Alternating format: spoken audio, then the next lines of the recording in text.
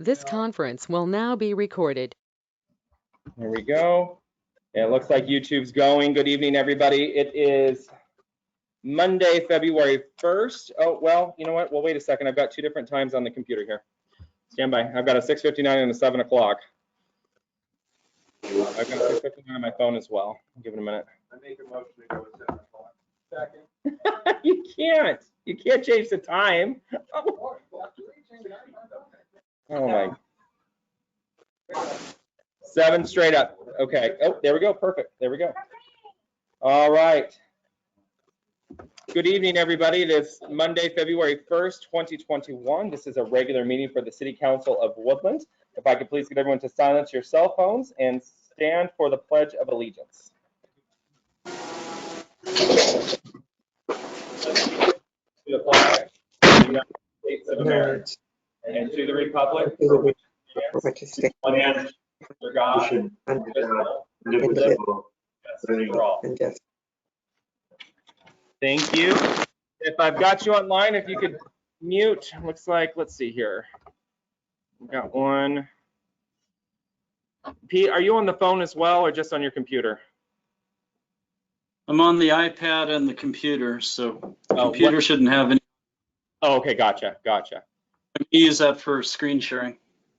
Gotcha. Okay, there we go. Perfect. And Travis, you've got two as well. Is the other one muted? Okay, perfect. Thank you. All right. Where's my, I forgot about this part right here. I remind council to please speak up into your microphone. And we'll go ahead and take roll. Councilmember Graham. Here. Councilmember Rounds.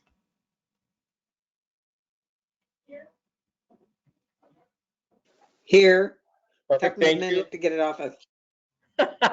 For the record, Mrs. Rounds is joining us via GoToMeeting this evening. Councilmember Holland. Present. Councilmember Smith. Here. Councilmember Plaza. Here. Councilmember Fredericks. Here. Councilmember Chapman. Here. Perfect. Everyone is here and accounted for. Good evening, and I know that some of you are watching from home or online and see that we don't have our mask on. I've been told that as long as we can maintain a 6-foot distance in the room, we can remove our facial covering. So not everyone has, but I'm definitely more than 6 feet away from everyone else. Let's see here.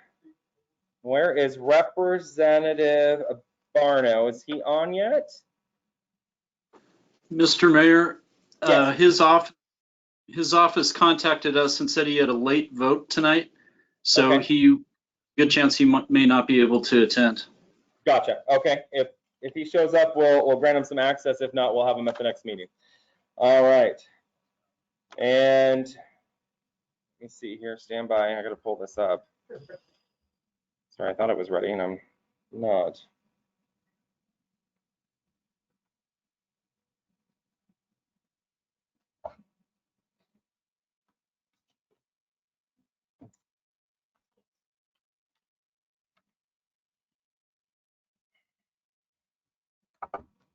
All right, so we'll go ahead and skip that. I don't have it in front of me here, so we'll move on. Citizen communications for items not on the agenda. The front door is unlocked. I've got nobody on the sign out, and there's no one in the gallery. If there's folks that are online, now's your opportunity to, oh gosh, please tell me we're not going to do an update here. Oh, geez. That is it for Friday? Okay, perfect. Where's my, I'm trying, it's not letting me. There we go. Having some technical difficulties, just a moment.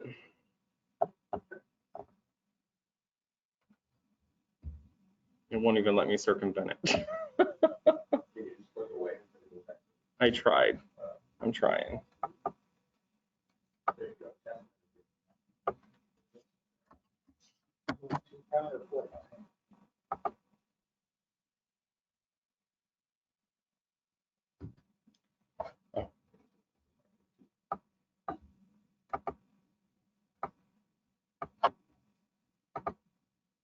Perfect.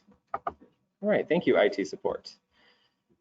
All right, is there anyone that is on GoToMeeting this evening that would like to speak for items not on the agenda? Now's your opportunity.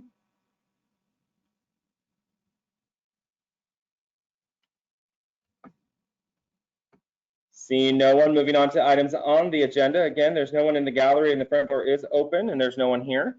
Is there anyone that is online that would like to speak to items on the agenda this evening?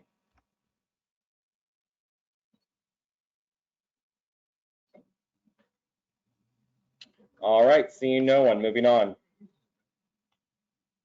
Citizen communications for items on the agenda has been attached and given to public submission to City Council. Moving on to that portion for agenda approval this evening. Move to approve the agenda. Second. Moved by Councilmember Frederick, second by Councilmember Smith. All in favor say aye. Aye. Anyone opposed? Mrs. Round, did you give us a vote? Aye, I said aye. Oh, perfect. Thank you. Appreciate it. The agenda's passed. Moving on to reports of City Council. Mrs. Graham.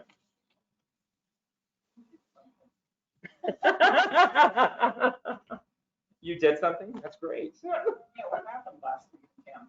Well, all I can say is though today we did go to the grand opening for Antidote, which is the new tap house on the planet. And how was it? Very good, very nice. Nice sandwiches and salads and so on and so forth.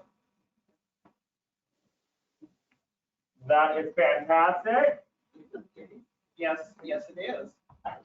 Was there a lot of people there?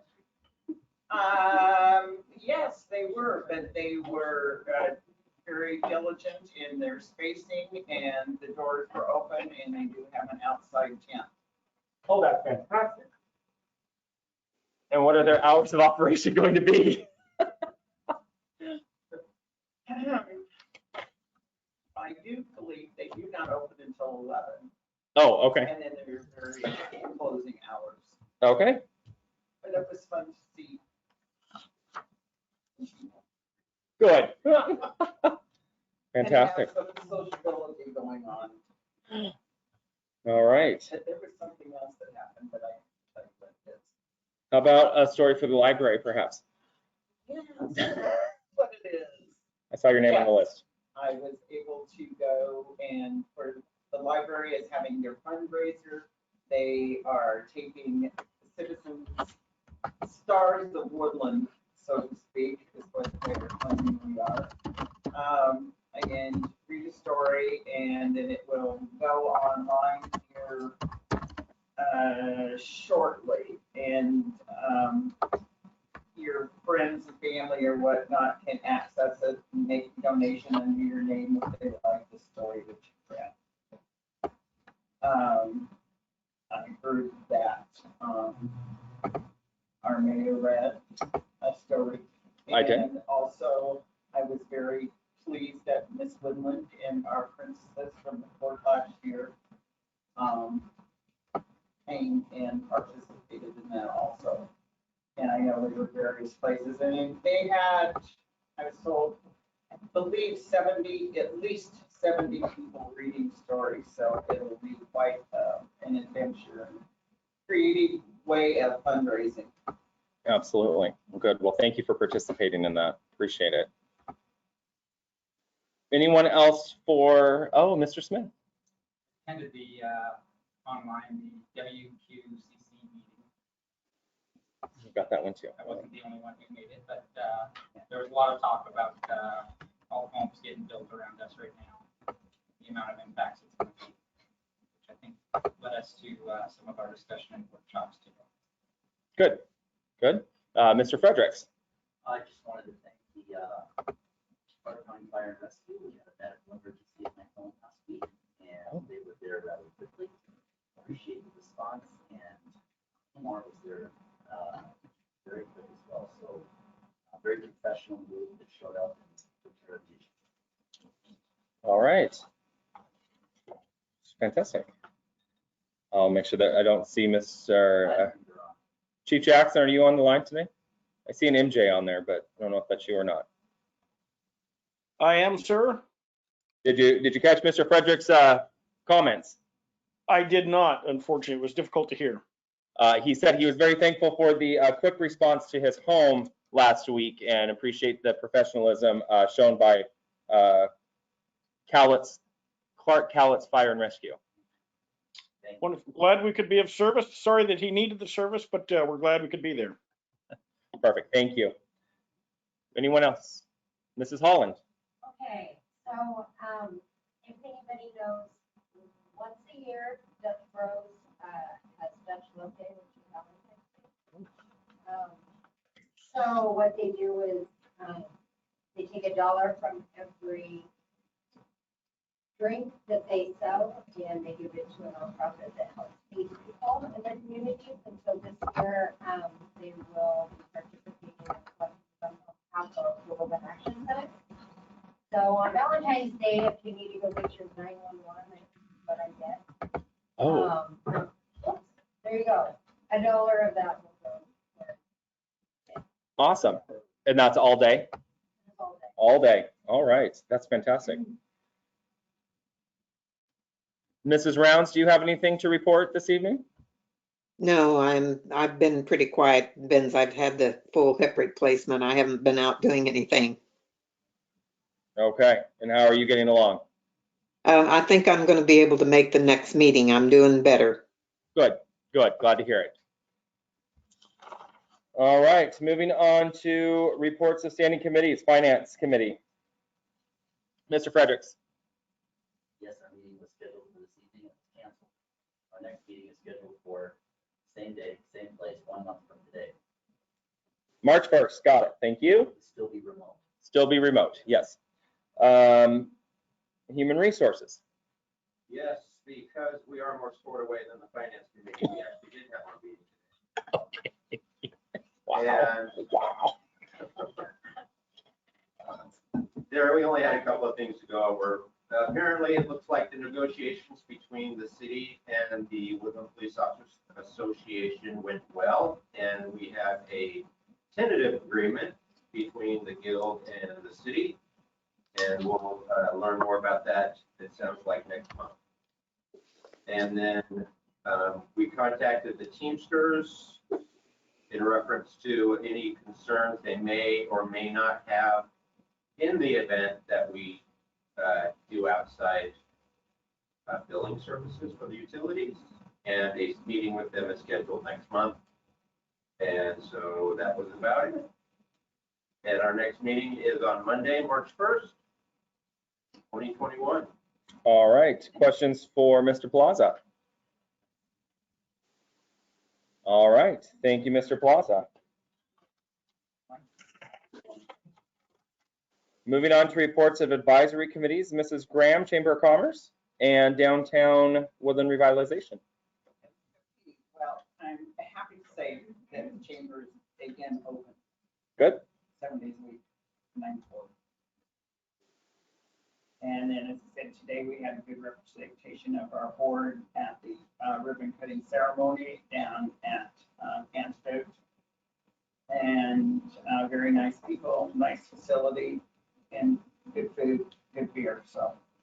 All right. And then, of course, every Tuesday morning now at 7:30 are our legislative calls. They are phone-in only, and you can go to the Woodland Chamber webpage and get all the numbers that you have to dial in to listen to somebody. So they've been kind of informative. I think Mr. Orcutt is on in the morning, Okay. And that's at 7:30. 7:30. Okay. And you have coffee and see the channels and listen to them all. Just don't turn your video on. Hey, but you can't. Oh, it's a straight up phone. Only. Phone only. Oh, good. That's how you're getting away with it. Okay. Right, right. So, that's it for right now. Okay. And what about DWR? As far as I know, there's not been a meeting. Ms. Coleman would be able to advise you on any changes that are going on like that. Ms. Coleman? The polls we put up Okay. downtown, so. Have any update for DWR? We don't have an update. We just got through we just made it through the holiday season, and we just paid some invoices and stuff as they help to get the downtown ready. But we will be having a meeting during the week of February 15th. We don't have a firm date set yet, but when I have a firm date, I'll make sure and we'll get it posted to the city website. Perfect. Thank you very much. Mr. Boyce, do you have anything for Cowlitz-Wahkiakum Council of Governments? Well, I attended the last meeting and not a lot of business right now. They were doing mostly beginning of the year nominations. I was nominated and accepted a post on the executive board. I think Susan Humbird was the last person on there from Woodland. So I'll be serving in that capacity for this year. Thank you. All I have at this point. Perfect. Thank you. And thank you for taking the seat on that. We appreciate that. Moving on to reports of city officers. I too read for the library, which was fantastic. I did join the WQCC meeting on my way back from my other job. I got called away on the 20th to, obviously that was election day. I was called away to Olympia for inauguration day. What did I say? Election day. Sorry, inauguration day. I was called in my other capacity to do some other work that day.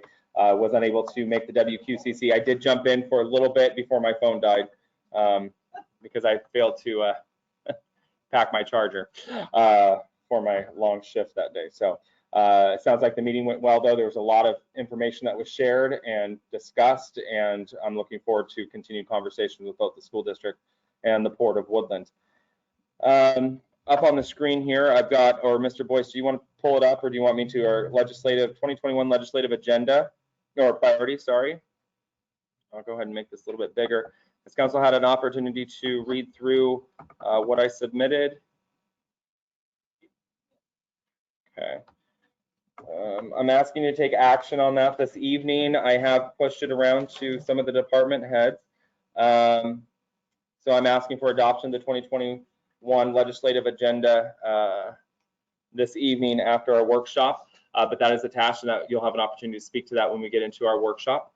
But it is attached, and I got that out to you last week. Biggest one of note on there, which we can discuss further as we get into the workshop, is obviously transportation.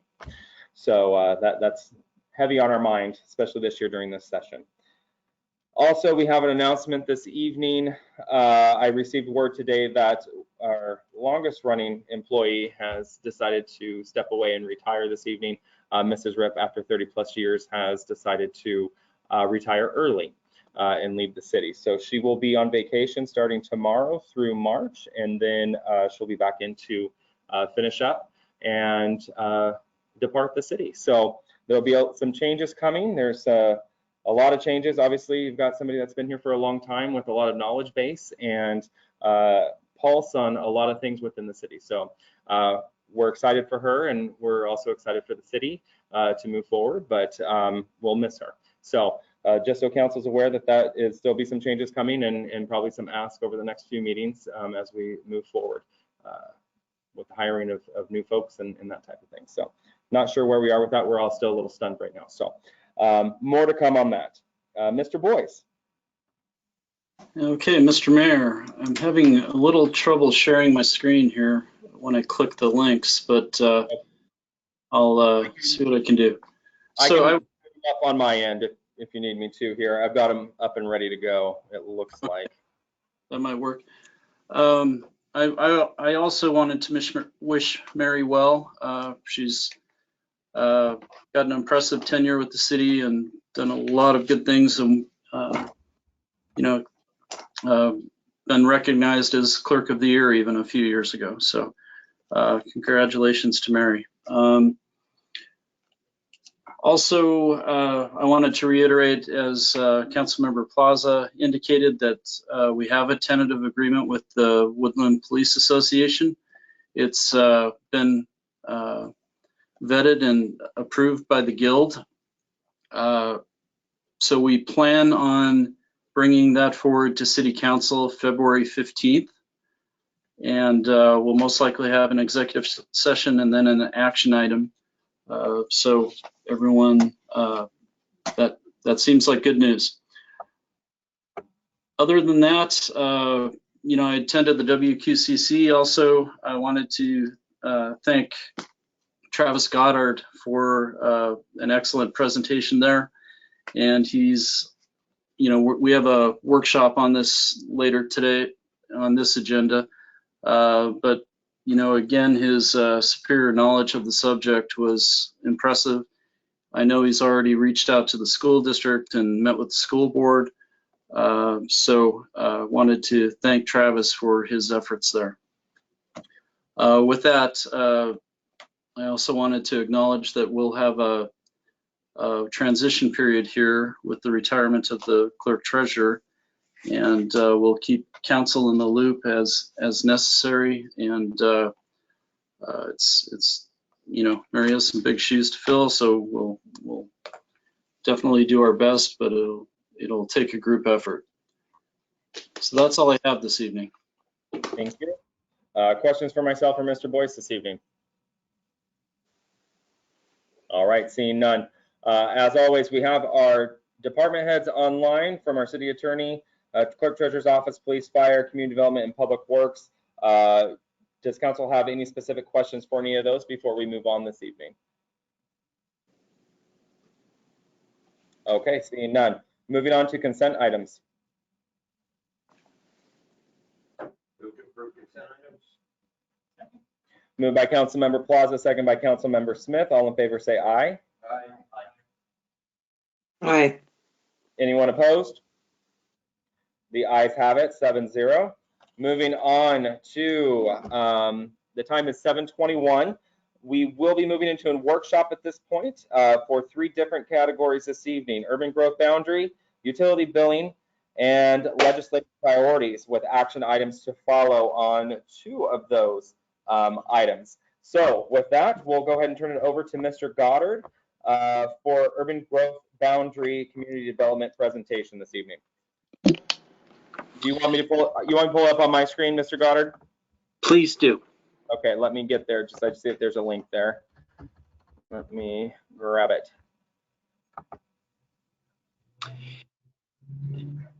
All right, go ahead and take off. Okay, so thank you very much for putting me on the agenda tonight. I just wanted to check in with the City Council and give them an update. As you mentioned, after the WQCC, I spoke to the Port of Woodland Board of Directors and the school board, and they are interested in the city's plan to apply for a Cowlitz County Comprehensive Plan Amendment. And if you've had a chance to take a look at my agenda memo, you'll see 2 maps which should be familiar from our 2018 planning efforts. And that is expansion of the urban growth boundary south of Horseshoe Lake to include the Donald Farm and some properties, what we called filling in the Swiss cheese holes on the east side of the train tracks. And that was what we called option 5. And option 6 was to plan for the entire bottoms. And because of the development that has been considered in the county since 2018, the port and the school board feel that the city should take the lead and request a comp plan amendment to plan for the bottoms. And we had talked about this in City Council before, and the City Council at that time had recommended that I add to my work schedule for community development a request to amend the county comprehensive plan.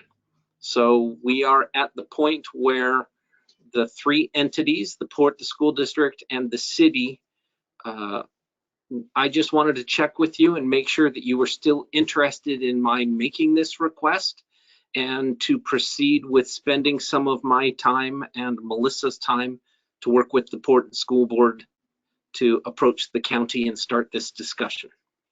Are there any questions?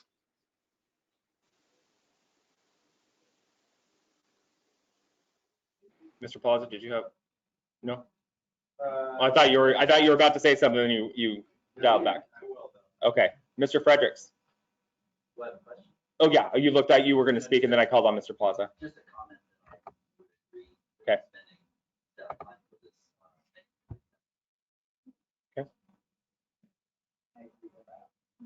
Thank you. This is one of those projects that I've been pushing since 2017, and I know that it wasn't a very popular part of the conversation back in 2018, but that scenario 6, that what I consider the nuclear plan for the city of Woodland was my plan, just because of, and it's not and there was a lot of comments that were made in 2018 that the city's trying to do this massive land grab and we're trying to take over the world, and that's not the case. Folks need to understand that the Woodland Bottoms needs a master plan of some sort, and it is obvious that our partners at the county level are not, I don't want to throw them under the bus quite yet, but I'm hoping that we can all work together, because folks that are moving out there and the developments that are occurring out there are coming through the city, and the residents of this community are having to do the heavy lifting when it comes to the financial burden of that, with no financial impact except to some local businesses from new residents. But the county is the one that will be reaping the majority of the benefits on that. But it's important to note that if there isn't a plan, there's going to be continued development out there in the bottoms, and are going to be left holding the bag. So I'm very thankful that the port and the school district have stepped up, and we're having these conversations, because we're all going to be impacted by the decisions that are made by other entities in the city. Mr. Plaza. Okay, so that's pretty much kind of the info that I was kind of sort of waiting on. So just the Reader's Digest version. Does this comprehensive plan, does it address or lead to an avenue where we can get to the point where possibly county starts carrying their own water and helping out with the schools and our roads? Or how's that going to work? Because I know they already don't care, about us as far as building homes and stuff out there. They're going to do what they're going to do. Right. But will amending this plan get us to where we need to be to sit down and possibly begin talks about them, pitching in for all these people that they're going to be moving out there, and they're going to be using our resources and streets and schools? Mr. Goddard, do you want to answer that? So this is the first step that will make the county take a public position and to understand and think about the arguments that we've made, and to go on the record as to whether or not they have merit and whether or not we need to pursue other avenues or applications. Okay, so just make sure I'm tracking right. I got to kind of dumb this down to plain English for myself. So all the work that you're going to put into this, and the time and the money that it's going to take, it doesn't get us any closer to where we need to be as far as the county helping out with the impacts we're going to be having around here? So I can't guarantee that it will. What this will do is it will mean that we are going to make our best argument and put it on the record, and we are going to do our best to get the county to take that responsibility. But I cannot guarantee you that they will address that to your satisfaction. Well, no, yeah, I doubt they would. But okay, I just want to see if this. I don't want you to waste your time working on something, putting a lot of hours in. That's basically going to leave us banging our head against the wall like we have for the last, I don't know, what, 10, 12 years. So that's all. We need to do this if we're ever going to make them take that step. Okay, that's what I need to hear right there. Thank you. All right. I didn't hear the last, what 5 words you said. Oh, who, Travis or Mr. Goddard? Okay. Basically, this is the first step to get us to the table with the county to understand what their position is, if they're willing to play ball. And it will force them to do that publicly. We can see where they're coming from. Mr. Fredericks? Are we voting on the action? Is this something that's going to be addressed later? Is this action item that will be coming forward, Mr. Goddard, to spend that money, because it's not an action item this evening? What's the next step for you, or what do you need from City Council this evening? That is a good question. I'm hoping that our partners can help us with that, Gotcha. with some of those funds. If not, it will be a request to you. So are we thinking next meeting? Yes. Okay, so that it will come back before you. This is a heads up that it's coming, but we are working with the other entities to see if we're going to partner financially or if the city's going to take on the heavy lifting. But so more to come. All right. All right, seeing nothing else. Moving on to number 2, utility billing. And we've got 3 items under there with a lot of action to follow this evening. Outsourcing versus in-house. This is a conversation that we started at the last meeting. This is I would consider a fact-finding mission, I guess, if you will, or an opportunity to go out and collect information for council as requested, so a decision can be made whether to continue with bi-monthly billing, monthly billing, and whether to keep that billing in-house or to outsource it to another company. And we do have some folks on the line this evening. See if I can get you a little bit bigger here. It's about as big as I can get them there. And I don't know where effective dates and monthly billing versus bi-monthly billing. Mr. Boyce, where would you like to start this conversation this evening?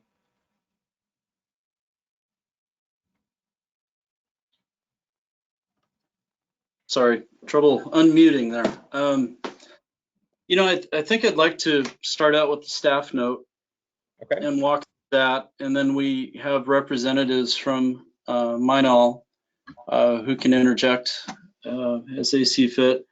But I'd like to, you know, at the last meeting, City Council had some questions about new costs, and I tried to interpret that and put some numbers together for City Council. So I just kind of wanted to run through them. Are you able to see my screen, Mr. Mayor? It's so small. I've got the link up with the cover page with the staff note on it. Summary statement, department recommendations right now. Nice and big. Okay. Is that where you're going to? Yeah. So I was. Yeah. I'm just on the staff note summary statement. Perfect. So anyway, I looked at the in-house cost of what we're doing, and you can see where it says in-house year 1. Monthly billing would be, my estimate is $181,154 for the first year.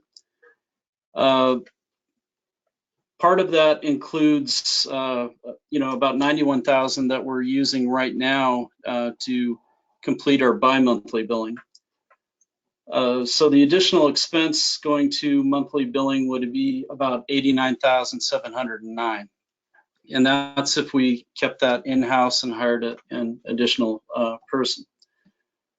Year 2, I included a 3% labor increase. There's also software expense in these numbers. Also, it's only about $1,700 for the Vision portal for utility billing. So you see that price increased a little bit to $186,536. Monthly billing, it would be $94,136. So the additional expense is around $92,400. And you know, the other thing to note is we're including labor and benefits and software.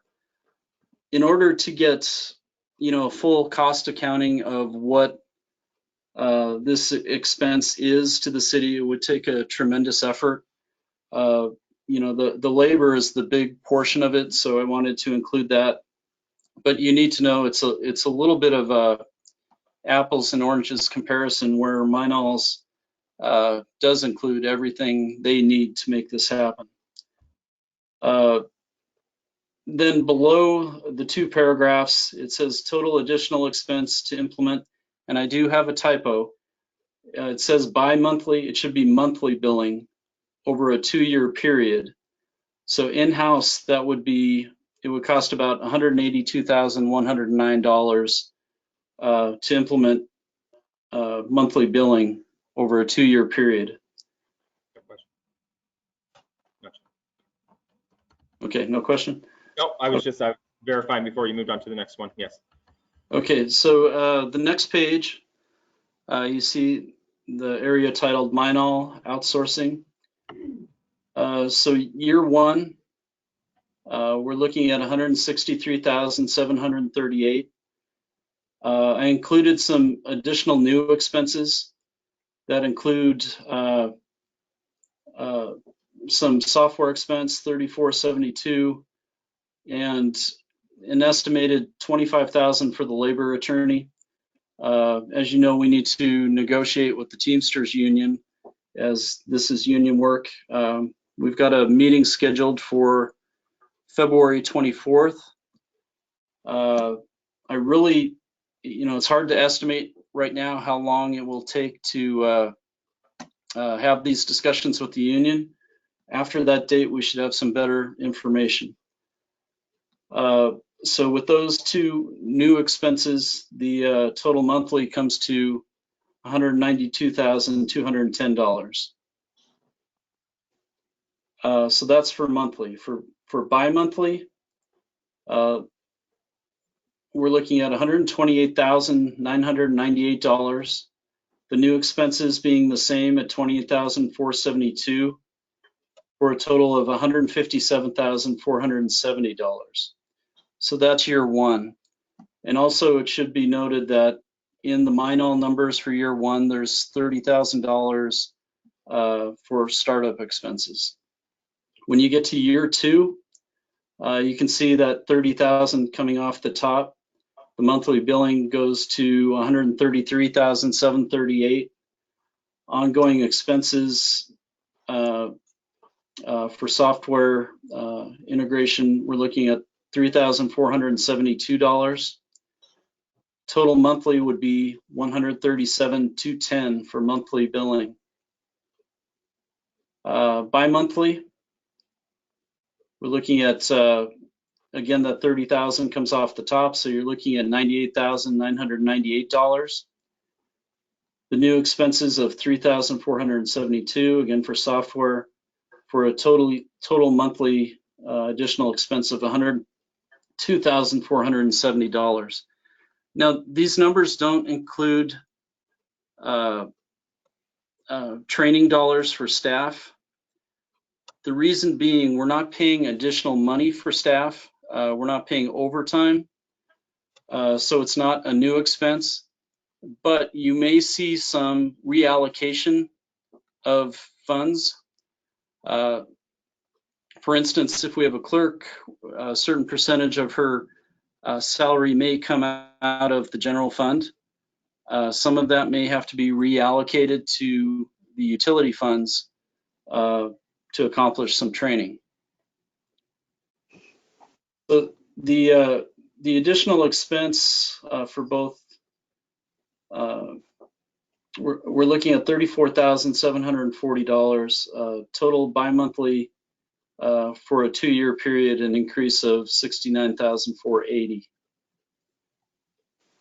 Moving down, you can see the city versus Minol. That means in-house versus contracting out. I wanted to look at year two, as year one has some special startup expenditures for both the contracted vendor and for the city. So year two only, I apologize for this, I took the year one total for the city. That number should be 186,000 instead of the 181. My apologies for that. Minol would be 137,210. Basically, Minol would be less expensive by about the tune of 49,000. And that's for monthly billing. For bi-monthly billing, I show the city at 94,136. Minol would be 102,470. That makes the city less expensive by about 8,300. Below that, we show the 2 years combined. So you can see the city monthly at $367,690, Minol at $329,420. The difference being $38,270. Minol coming in a little less expensive. That's for monthly. For bi-monthly, show the city at $185,581. Minol bi-monthly at $259,940. Difference of about $74,359, showing the city less expensive. So Minol has indicated to me, and they can, chime in on this later, that they would need about 4 to 6 months to implement their system. The major item affecting the timeline, as you know, is negotiations with the union. Again, we're scheduled to meet with them on February 24th. After that meeting, we'll have a better sense of, how long this may take. But Minol would need, I believe, the 4 to 6 months after, we contract with them and give them the go-ahead. So the city's going to need to extend the effective date for monthly billing implementation because there's no way we're going to make February 16th. If we decided to stick with the bi-monthly billing, we could meet that timeline. But again, we'd need to stick with the bi-monthly billing in order to do that. So there are a few questions we need to have City Council debate. Should the monthly billing be pursued? And if so, should we pursue it in-house or with Minol? Should there be a delay with the rate increase? Originally intended to be effective February 16th and billed in April, or continue with the rate increase and do it with bi-monthly billing until a monthly transition can take place. I'm talking about that 4 to 6 month period after we come to terms with the Teamsters. We probably would need FCS, who is the contractor who did our rate study, look at bi-monthly rates as opposed to monthly rates. It shouldn't be too large of an expense for them to do that. And we also need to talk about if monthly billing is pursued, no matter whether we go in-house or out, we'll need to update our contract with the meter reading organization we contract with to go from bi-monthly to monthly. Shouldn't be too difficult a task. It will require a few extra dollars, I'm sure, because we're doubling the workload. Minol has suggested that the city take advantage of its receipting services also. There's some pros and cons to this. The city still would do some receipting for folks that walk in or leave payments in the drop box or want to pay at the counter. But the majority of it would be through Minol. It could add another level of complexity to the union negotiations. The benefits could be, additional staff time in the clerk's office to take care of other duties. So that's a synopsis of the staff note. I'd like to answer questions. I also wanted to make clear that there are some other expenses, and again, they may not be new expenses, but it may require some reallocation of certain funds that are already budgeted. So if it has questions, I'd like to try to answer those.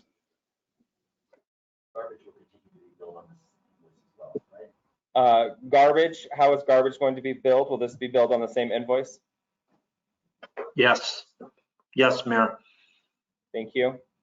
I'm sure someone has this number readily available to them, but can someone provide the total receipts collected for 2019 or 2020?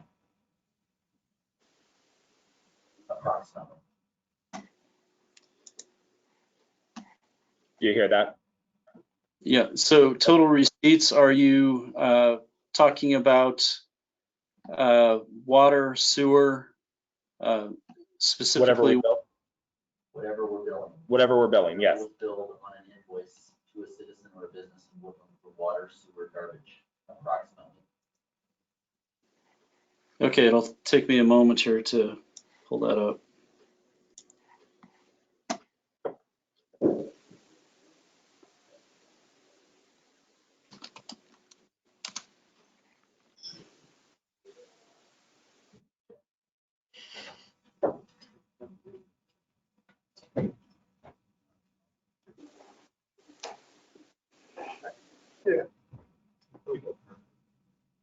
Mr. Mayor, it may take a few minutes to pull this up. If you wanted to continue the discussion, I can let you know when I have the number. Okay, if you want to collect those, I think council is asking for a 5-minute break here while you do that. An hour and 15 break. So you're good? We'll take a quick 5-minute break then. Okay. Thank you. At 7:45, we'll come back at 7:50, 7:51-ish, depending there.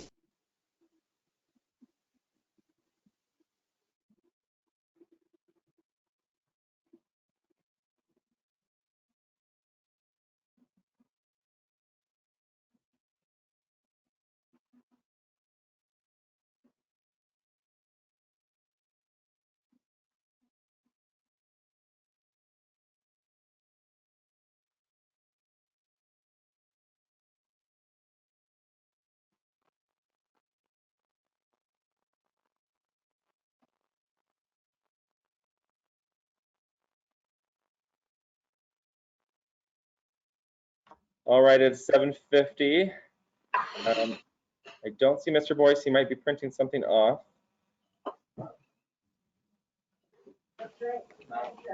He left. He's done.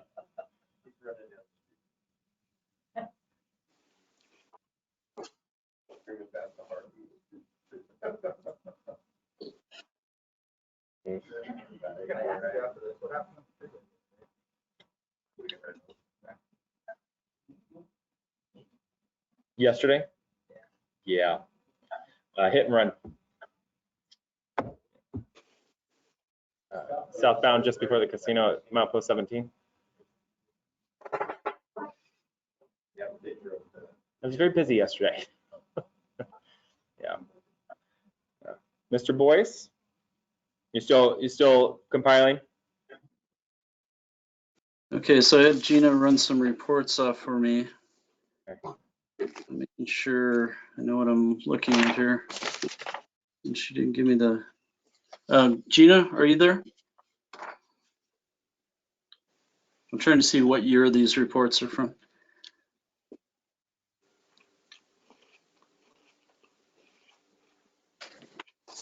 Tell you, give me 1 minute. Okay. 20 feet. Oh, there you are. Sorry, I unmuted the wrong one. Yeah, they're from 2020. I'm trying to get 2019 to print. Oh, Okay. just 2020. Mr. Fredericks is just requesting 2020. Okay, I thought he said 2019 also. Okay, so for the water fund, the charges. We'll have to do it separate. So the charges for goods and services we received, $1,892,593, or I'm sorry, $1,892,593. That's water. Sewer came in at $2,621,946. And garbage came in at $916,403.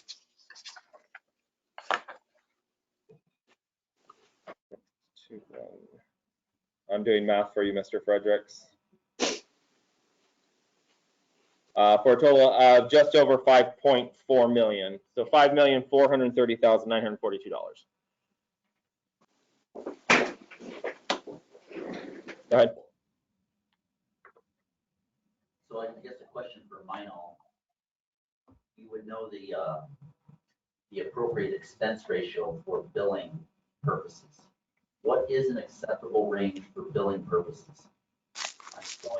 I'm showing with this number 2.5% of total revenue is for expense for paying Minal in year 2 on a monthly billing. I'm reading what Mr. Boyce has prepared here. Is that an acceptable expense ratio for water, sewer, garbage on an annual basis? Is there a range?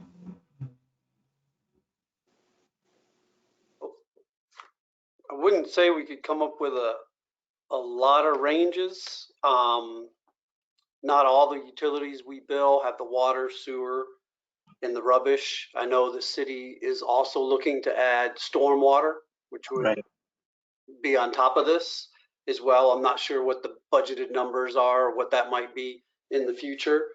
But it would seem City of Torrance is one that would be close. And I know our fees are much bigger or significantly larger, but it would be close to the ballpark of that. The one thing that is a difference that Manol noticed, and we had responded accordingly in our RFP, was the volume. One thing that's definitely considerably higher is the volume of customer service issues that the city of Woodland has been experiencing. And that was noted in the RFP. We asked more questions about that to get some volumes and everything. It was alluded that the trash service, is creating most of those requests, missed bins, etc., which is also typical, but it seems a pretty high volume for the numbers we were provided.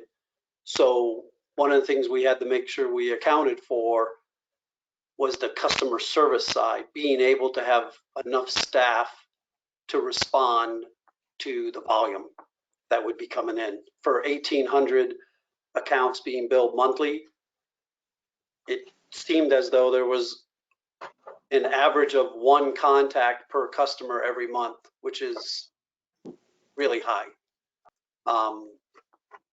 We don't really see those numbers at any of our other clients that we bill. Thank you. Mr. Fredericks? So again, it's 2.5% an acceptable expense, I guess expense to revenue line item. I just want to make sure I clear that up first, and then I want to talk about rubbish after that.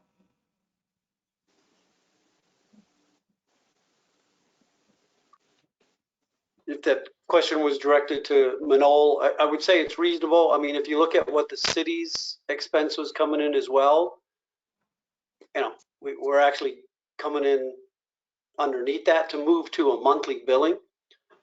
And so I would say it's reasonable. It's definitely, you know, it's not outrageous, that's for sure, for the revenues you guys are looking at.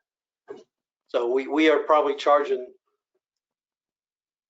more in some cases when the revenues are significantly less. And it's just because volume. You still got to mail a bill. You're fortunate that you have multiple services on one bill. So the mailing of that bill generates a lot more revenue than a utility that's only one. They have water or they only have sewer. So that's a benefit. You add stormwater on top of that same bill. It's savings when they're all added together. Thank you. Mr. Fredericks?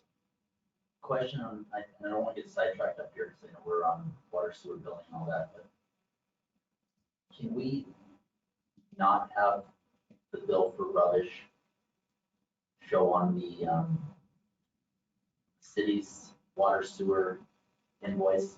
Can it be separate by the garbage company that provides the service, and have them deal with the calls that we receive as well? They should be able to provide a billing, and they should be able to provide customer service. And would we be the only, or is there other cities in Cowlitz County that are served by the same company that that are billed by that company? I will tell you that I can somewhat answer that question. I don't know about the city question, but there is a greater expense to the end user if my understanding from our conversations that the increase in rate will go up if the garbage company has to bill residents separately. Is that correct, Mr. Boyce? Yeah, we went through that scenario with FCS when we did the rate study, and I believe the what we came away with was we would have to renegotiate a contract with the service provider. Most likely that would raise those rates, and there would be a negative effect to the general fund also, as we receive an administrative fee for the billing services and some of the customer services we provide.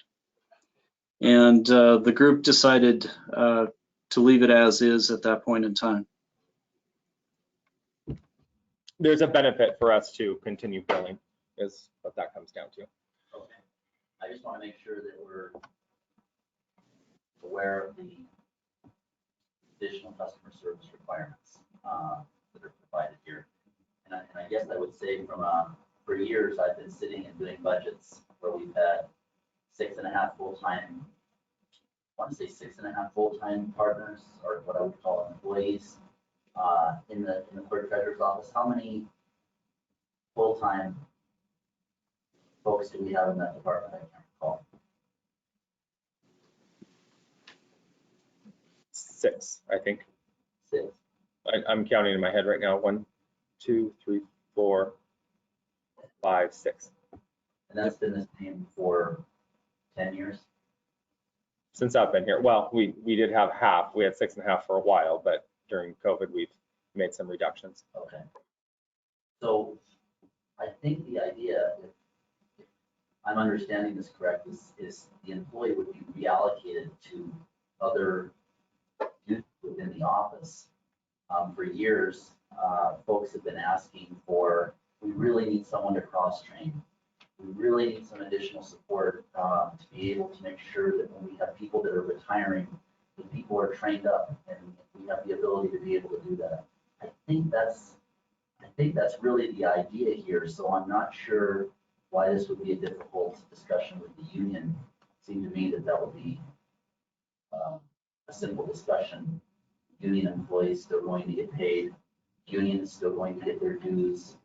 Everybody's going to be happy. Maybe they might be doing something different, and I think that is the fear of change. But I, for one, would like to continue with monthly billing. And I think it should be delayed for this, however long the city needs to delay it. And I do not want to get behind on rate adjustments. The reason I don't want to get behind on rate adjustments is because we'll be coming back later asking for double-digit increases to make up for what we should have charged. So kicking the can down the road is just going to cost more for the end user. So that would be, I guess that would be my position. But I don't know if I answered every single one of Mr. Boyce's questions on what he's looking for direction on. So, Mr. Mayor? Yes, Mr. Boyce. Yeah, those are the two biggest questions.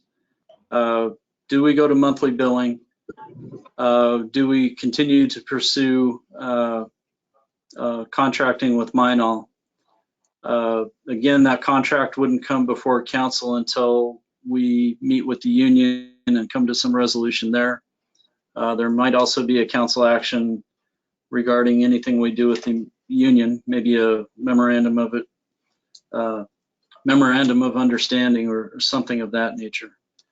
But at the next council meeting, once we understand which way council wants to move with this, we do have to amend some of the resolutions that were adopted regarding rates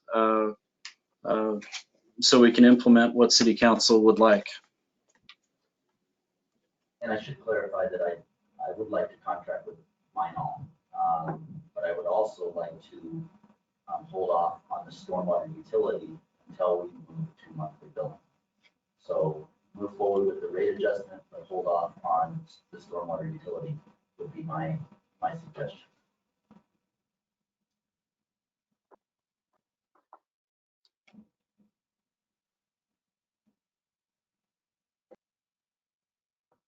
Okay. Mr. Plaza.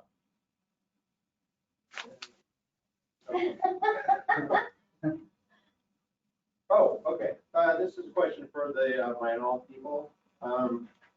What are the concerns that has been brought to my attention is along the customer service route. So, okay. Yeah.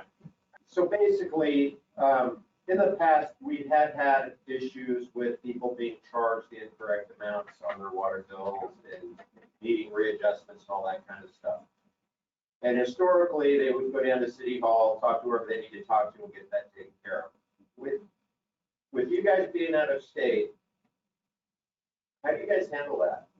You know, who do people talk to? How do they get their, I mean, ideally, there wouldn't be any mistakes on water bills, but, you know, things happen. So Sure. if you need to contact, well, first off, who would they need to contact if we were to contract with you guys? And how would you guys handle or correct the problem with you being in Texas or Seattle or wherever the office may be? Right. Greg, you want to take that?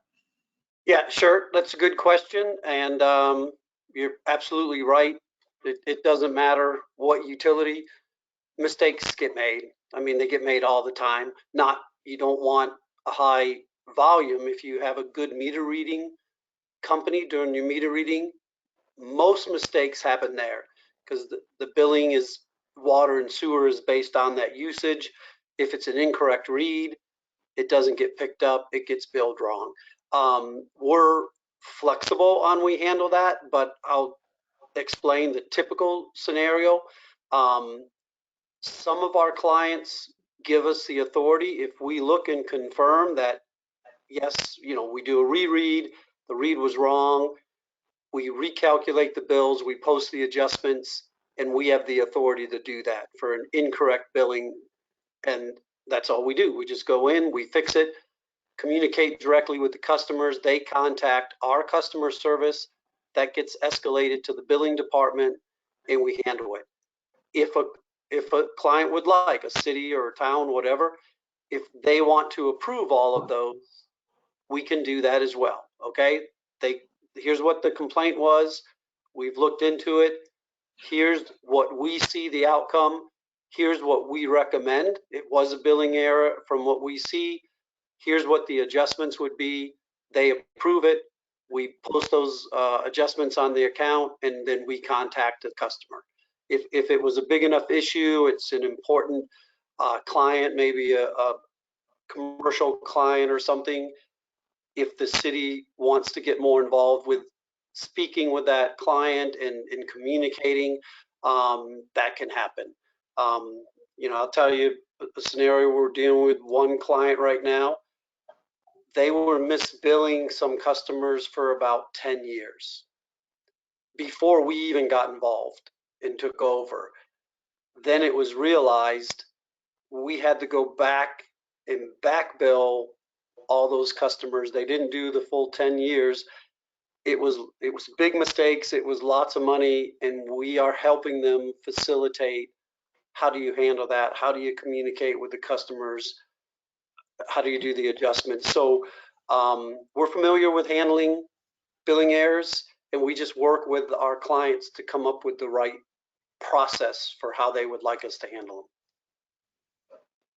And one of the things I'll just add to that, because the question is about, being out of state, and of course we have the internet, the email, all those kind of things that people will come in and ask for. But the big thing is being able to have a well-trained call center that can close out calls or escalate them to the appropriate people. It's very, very critical. It's the soul of the billing is the call center.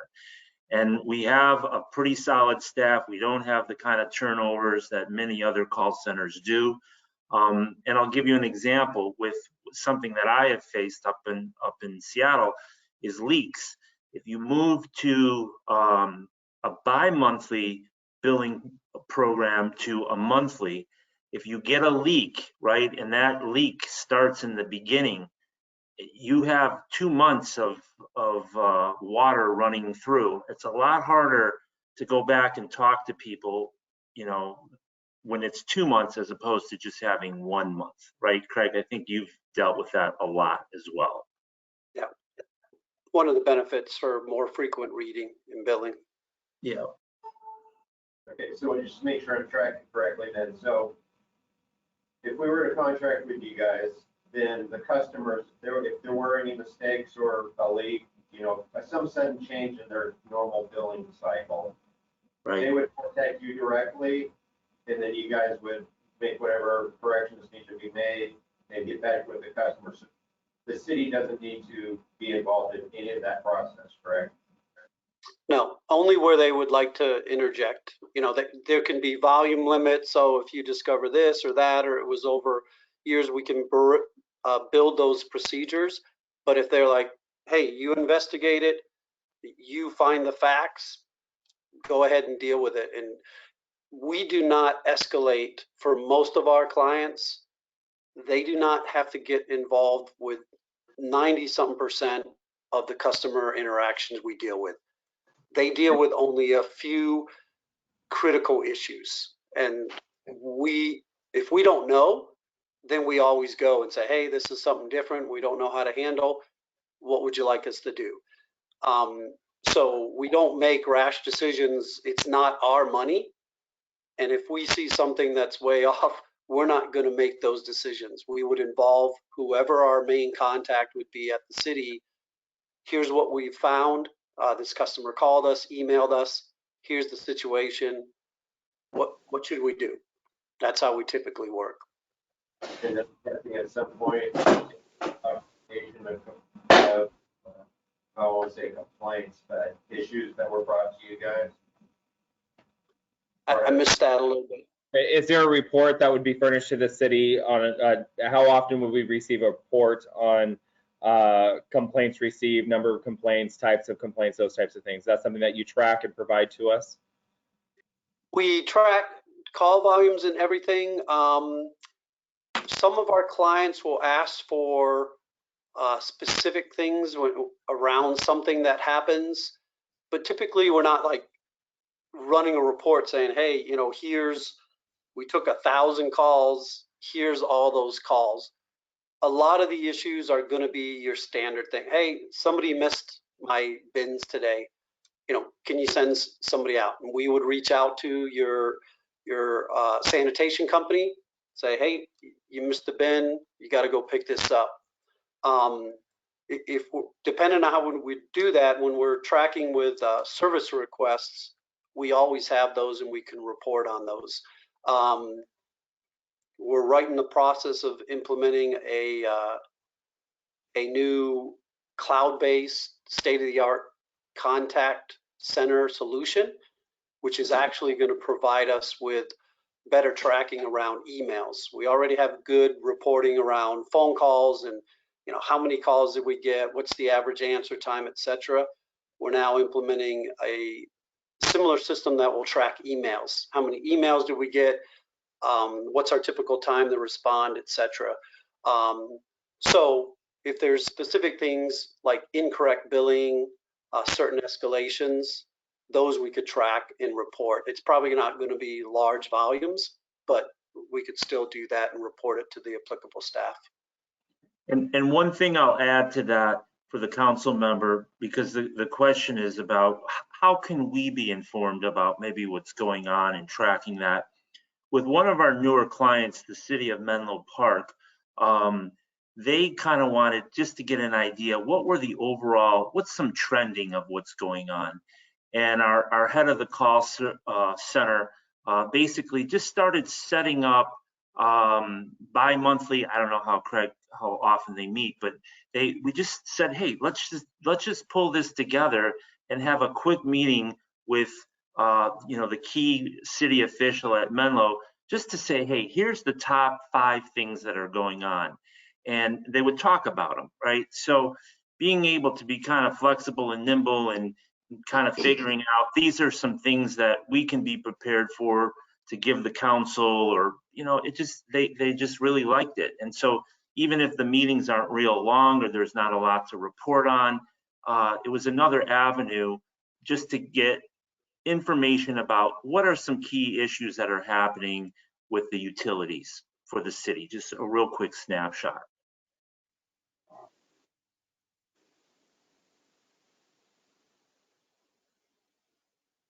Mr. Smith. So I'll just give my 2 cents on it. I'm not a fan of outsourcing anything. I don't personally like calling places that outsource the stuff. I would personally rather keep it in-house. And it seems like bi-monthly billing is the cost-effective way for the city at this point. I would like to go back to bi-monthly billing.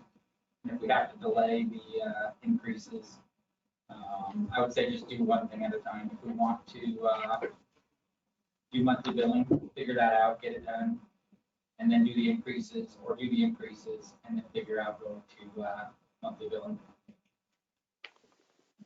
Thank you, Mr. Smith. Anyone else? Mrs. Holland. One of the questions I had is whether or not, if there's a rate increase, is that something that all can go in and just quickly change your rate increase, or is it going to take an undeterminate amount of time to change the rate? Did you gentlemen hear the question? Yes. Okay, yes. Go ahead. Typically, depending in what the change is, an example is with one of our clients, City of Torrance, they made a change where they went from a 4-tier to a 3-tier. That's more of a complex than oh, all your tiers, everything's set up, and you just go in and change the actual rate for everyone. But even that complex, it actually didn't take us much longer than what we had done in previous years. Usually that's done by us within like a week or so. We get advance notice, and then we go in and we go through and update all the rates. I know for one client like City of Torrance, they have so many rates because they're so large and so many different meter sizes, and they're 30-something thousand clients. So I would anticipate the rate change for City of Woodland would be pretty easy. With us, that it wouldn't actually be a change the first time. We'd be setting up the starting rate, which most likely would already be the increase. But even after that, an annual change for a rate increase, whatever it might be, it usually doesn't take us very long. Thank you. Mrs. Holland? Okay, so some thoughts. I know one of the gentlemen mentioned, or some, I think Mr. Boyce mentioned the meter reading contract. Yes. So we would have to, what? Amend the contract and go into negotiations with that contract again if we were to move to monthly billing. Okay. So I know when we were going through the rate study workshops for days and days,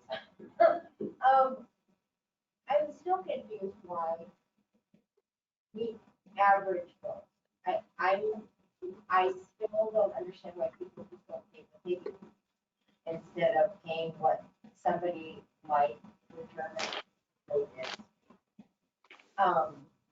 That's one of my concerns. Well, and I think that through, and Mr. Boyce, you can correct me if I'm wrong, or Ms. Coleman, I think through the changes with FCS was to stop the averaging of billing and to go to a pay No, for what- there's still averaging in the I thought billing. you were away from that. Okay. How do we not average? How do we charge people what they actually use? Like literally, the guy that checks the meter, I've seen him on my security camera once in a year. So I don't know where my rates come from. I say this every year, every summer, my yard is dead. And my bill doubles in the summer, every summer for like 15 years with a dead yard. And then somebody explained to me that that's because of my winter usage and it's somehow saving me money somewhere. But my yard is underwater in the winter, so I'm not watering it then. So how is my water bill high in the winter? And this is like this ring around the rosy thing. I just want people here who get a bill to know that their bill is really what they use, and not get a dog and pony show when you have a question. I mean, it's your bill.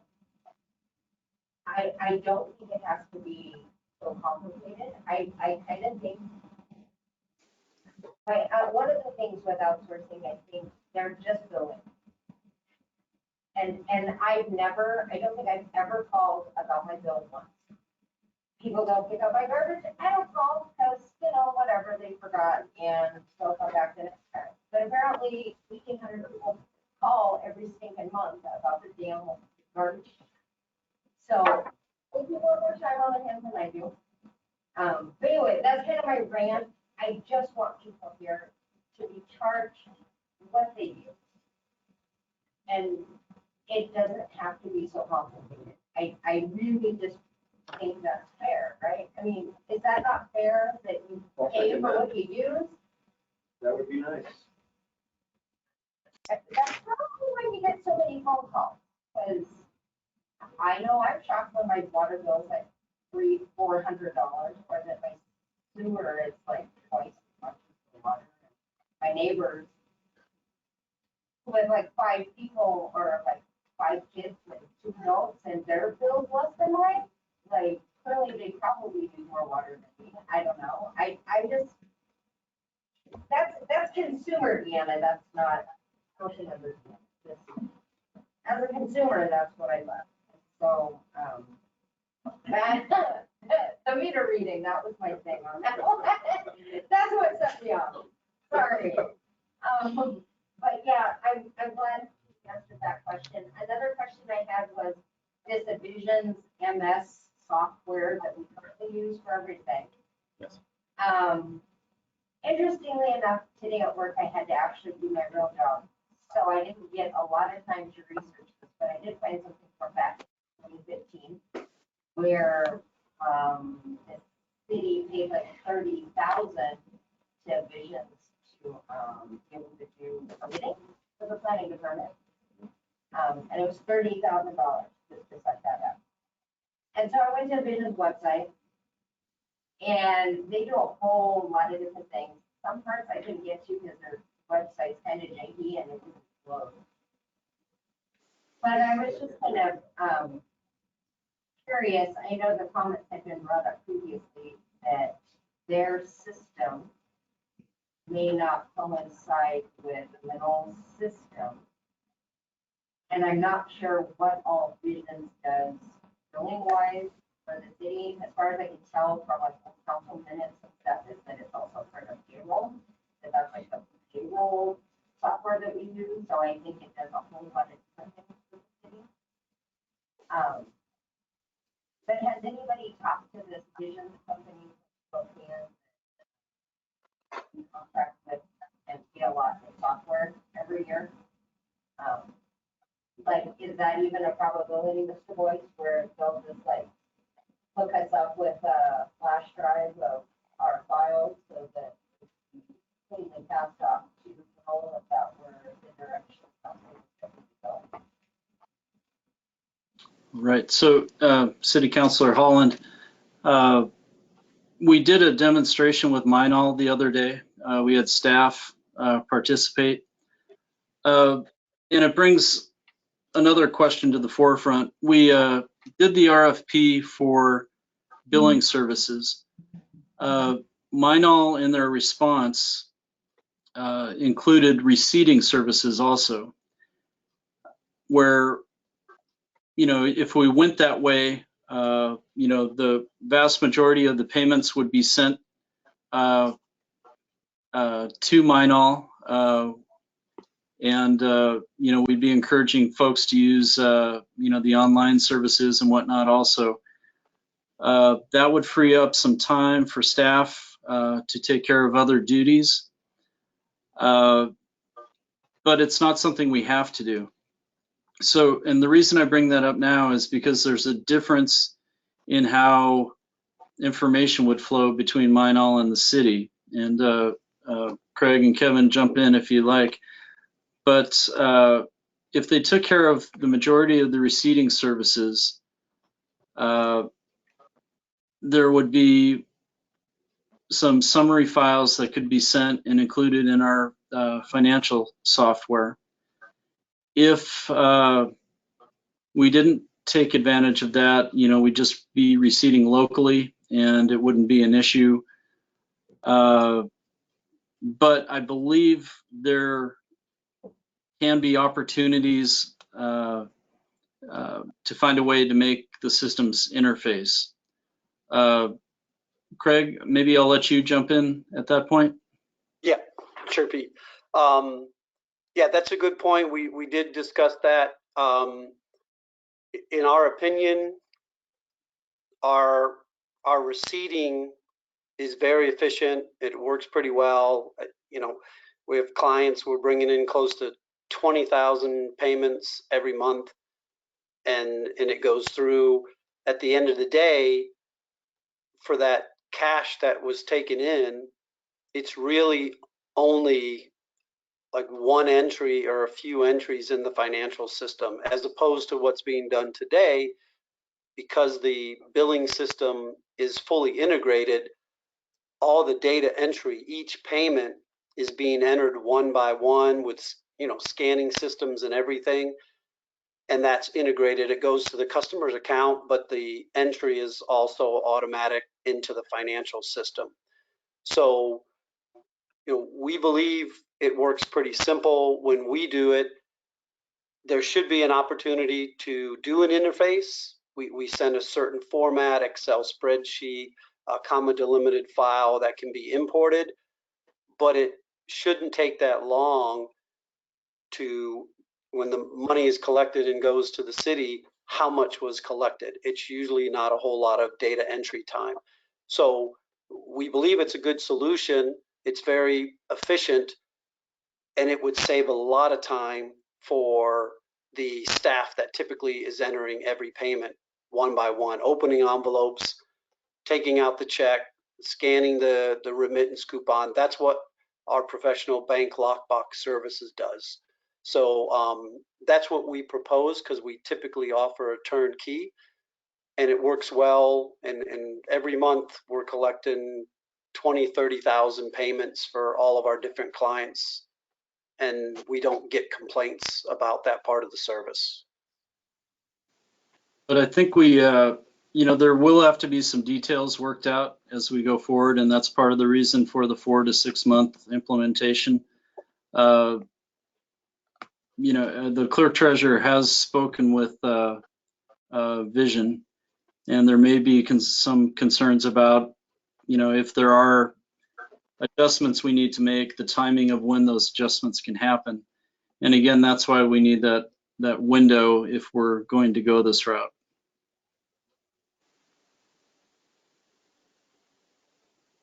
Mr. Smith? So I'm trying to wrap my head around Councilmember Holland. She was trying to get out. Good luck. Some questions for me. So, can you explain the averaging of the city bill for water sewer? From my understanding, your water usage in the winter determined what your sewer usage in the summer was going to be. And it averaged it out throughout the year. I don't know if I'm right or not, but that's what I've been told in the past. And then how often are meter readers supposed to actually read our meters? What's our contract and what's supposed to happen? Right. So, I'm not an expert on the averaging, but I believe your synopsis is correct. The meter readers are supposed to go out to every meter every 2 months and read the meters. Sometimes a meter gets missed, or they're not accessible for some reason, and the utility clerk might have to make some estimates as far as what the read is. Once the meter reader gets out to the meter, or we have one of our public works personnel go out and physically read the meter, if there's an adjustment that needs to be made, then it's made. Mr. Smith? How much is the contract for meter reading per year? I don't have that information off the top of my head, but I wonder if is Gina Anderson available? She may know. Mr. Fredericks is stating around 9,000 a year. That sounds low to me.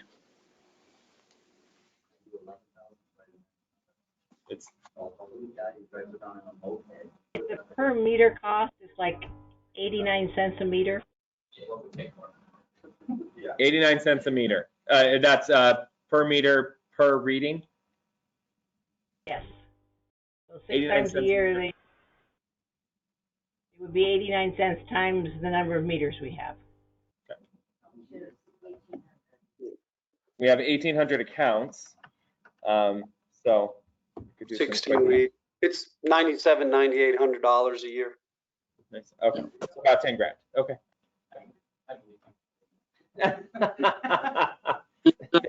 You know, the other thing I wanted to throw out there too is that, you know, if we do change the averaging, we're going to have to go back to FCS and they're going to have to recalculate numbers.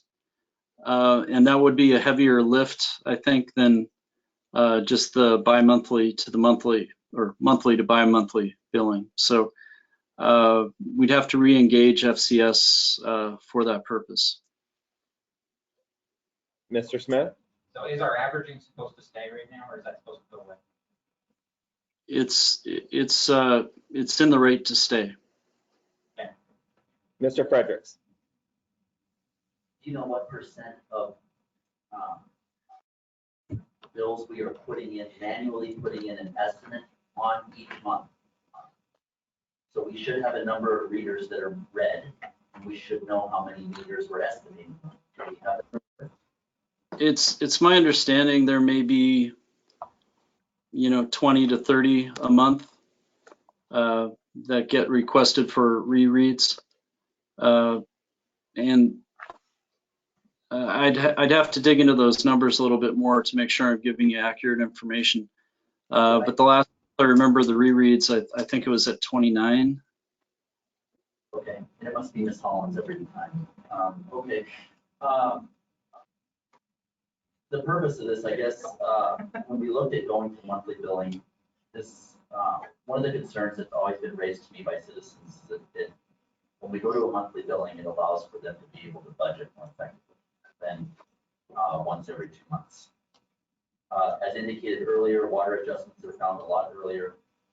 And again, this frees up city staff to be able to do other duties.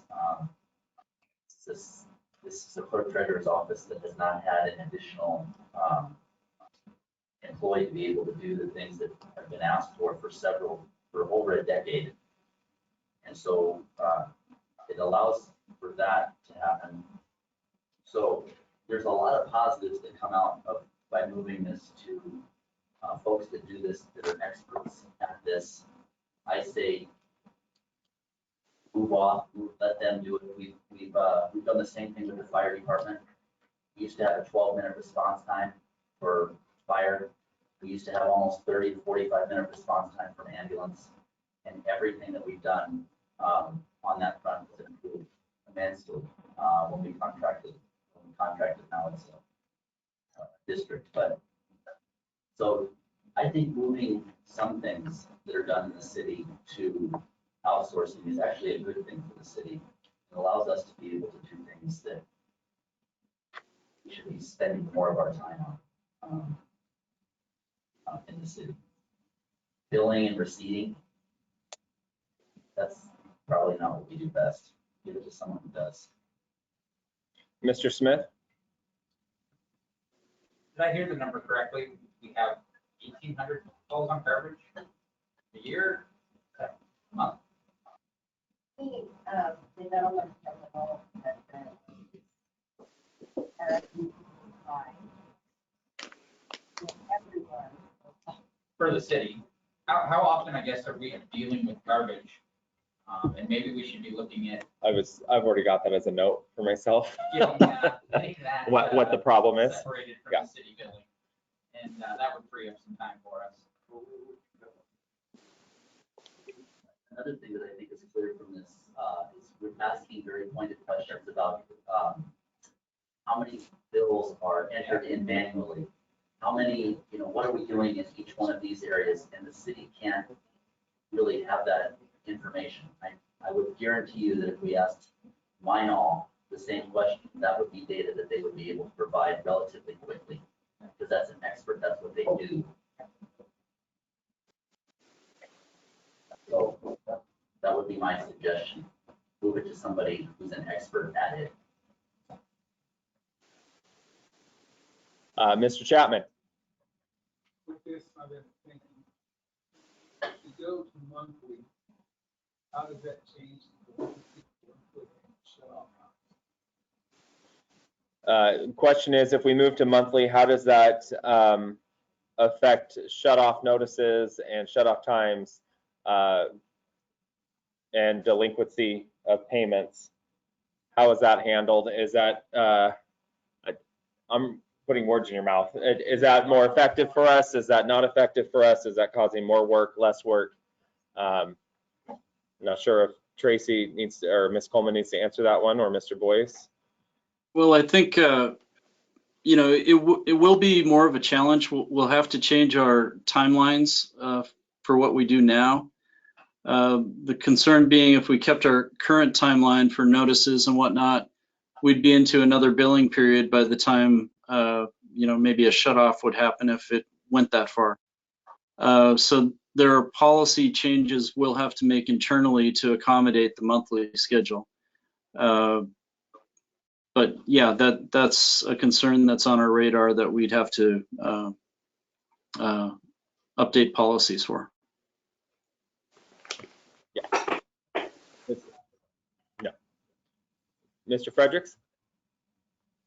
So I'm going to make a wild assumption that if whatever we're going to be moving forward with, someone in the city is developing a Gantt chart that actually tracks everything that needs to accomplish from getting from point A to point B, the timeline for that, who's responsible for that, when it will be done.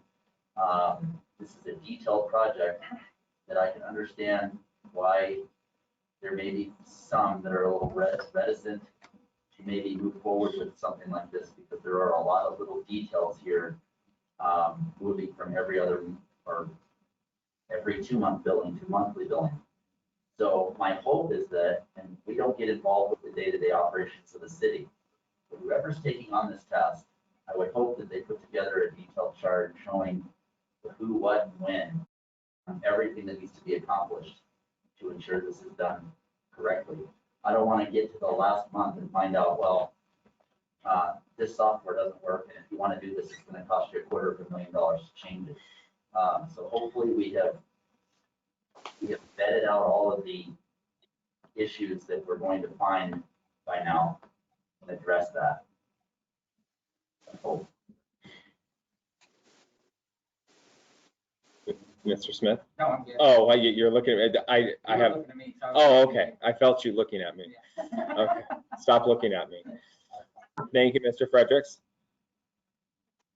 Anything else or questions on topic? Mr. Fredericks? Before we move on, Yes. you've asked a lot of questions of council. Yes. As far as the direction you need when we come out of this workshop. Yes. I'm not sure how you're effectively going to get 7 members to agree on 6 items. It's actually 8. 8 items, I'm sorry, I didn't turn the page. But that is a very complex motion that is not here. And you may have some people agree with going to monthly, some want it bi-monthly, some want it in-house with the city staff, some want it to be outsourced. I think we need to be careful on how we're going to address this when we get back into regular session. Otherwise, it's going to be potentially faster. All right. I will do my best in guiding you through the 8 when the motion is made and making sure I get it right. Okay.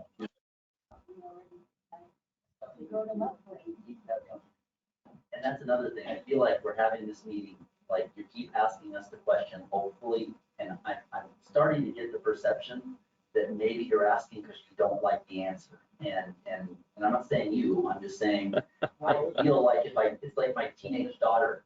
Can I use the car? Can I use the car? Right. And Well, I think part of the challenge has been timeline with increases with the rates coming up on February 16th, and the fact that we don't have a contract to go to monthly billing. And if we go to monthly billing, we have to be given permission, whether it be to hand it over to somebody or go out and hire. That's not something that we've been given permission to do yet. So I think that's why the question keeps coming, how do you want to proceed? Do you want to outsource? Do you want to keep it in-house? It sounds like we want to go to monthly billing, but do we want to go to monthly billing? Because there's things that need to happen with that. The only thing that we've really done is the rate. Nothing's been decided with the rest of it. Mr. Mayor? Yes, and I'm probably wrong because I like to. Mr. Boyce. Another thing that's really driving the timeline is meeting with the Teamsters we thought we would have met by now. We do have the meeting scheduled for the 24th, and we can't really enter a contract with Minol until we settle up with the Teamsters Union. So that's the main factor driving the timeline at this point. Mr. Fredericks? So we have, I think the direction from council, and council can correct me if I'm wrong, but I thought the direction was is that we have given you the authority to work with the union to continue to move forward with how we're billing and come back to us once that's resolved. That Correct.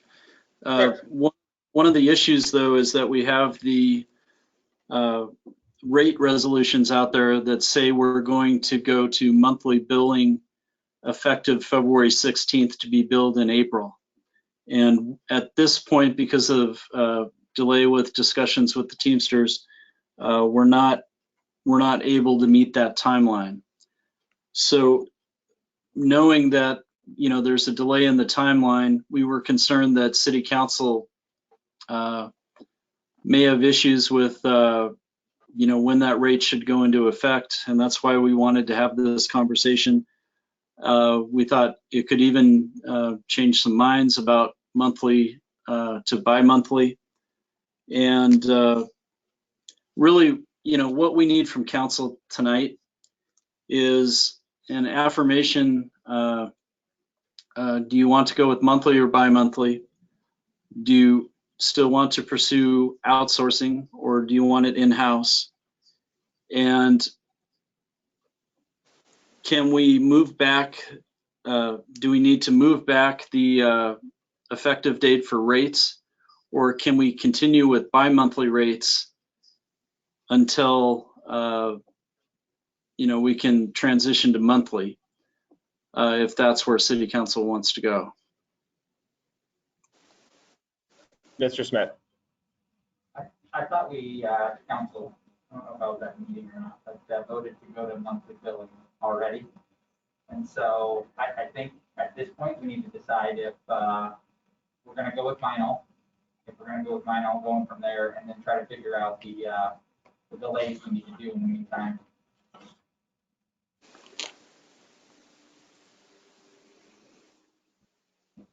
Mr. Plaza? I don't remember us voting on going to monthly, but I'm guessing it happened because other people do remember. So let's go with that, okay? Well, the rates that were adopted were monthly rates. Okay. To be effective February 16th and billed in April. Okay. So it looks like that we are going to be going to monthly billing, if I'm following So correct. Yeah. Eventually, the issue point, is we can't at this point with the way that things are written. Okay. So that's taken care of. So that being said, maybe it's just me, but wouldn't it make more sense to go with Minol if we are doing monthly billing, because they are more, it's going to save the city more money versus if we're going to bi-monthly, then I would say, well, then let's just stay with the city because that's going to save the city more money. So I don't see, you know, what the issue would be, or maybe I'm the only one here that cares about saving money. I don't know, you know. But what would be the issue about keeping the billing the way it is now until we made a switch one way or the other? I mean, Are you asking me, or are you asking your fellow council? Whoever's smarter than me and knows the answer. I don't. But part of it, Mr. Fredericks has already indicated one of those issues or one of those challenges is that it's fine to continue with the monthly billing until we get everything, or I'm sorry, the bi-monthly billing until we get everything settled to go to monthly billing. Part of the issue is the rate increase as well. We have capital projects that are waiting, and as same statement that Mr. Fredericks made was we'll be kicking the can down the road, forcing a larger impact to the end user at a future time. So I think my ask of you would be tonight to allow us to make the change to continue with bi-monthly billing until we get everything settled with the union. but to also continue with the rates that have been increased to make sure that Public Works is not delayed with their projects to include a new water facility, water holding tank, and those types of things. Mr. Smith. I feel like we need to see if we're going to go with Minor or not. And if the majority of the council doesn't want to go with Minor, then I think at that point, somebody would definitely need a motion to stay with either the monthly billing decided or stay with the bi-monthly billing, or go back to the bi-monthly billing. Okay. Thank you.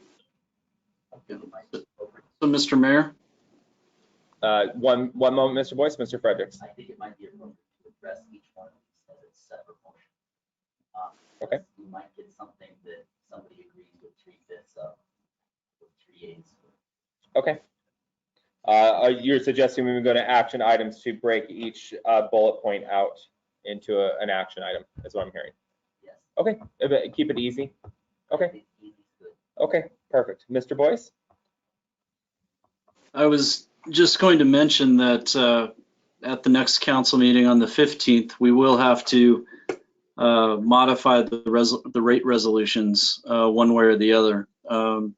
So really tonight on that number 2 on your action item list, we need to know which way council is going even before that resolution is amended, so we can make sure that we can meet the February 16th deadline in the rate resolutions, unless City Council wants to modify that date. So with number 2, we're trying to get a good show of how we can prepare for that February 16th date.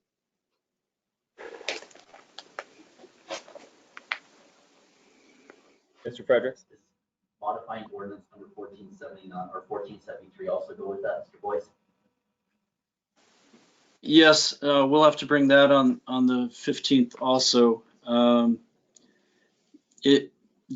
Well, really it depends on if we stick with that effective date. If we don't stick with the 16th, we'll have to modify that 1473. And there may be an issue too with the stormwater. So if we delay implementing the stormwater, it may have an amendment to that 1473. Okay, so if we are going to extend bi-monthly billing, we're also going to modify the resolutions that are outlined and the ordinance. And there would also, presumably, someone could delay in a motion the stormwater utility creation until we move to monthly billing. Yes.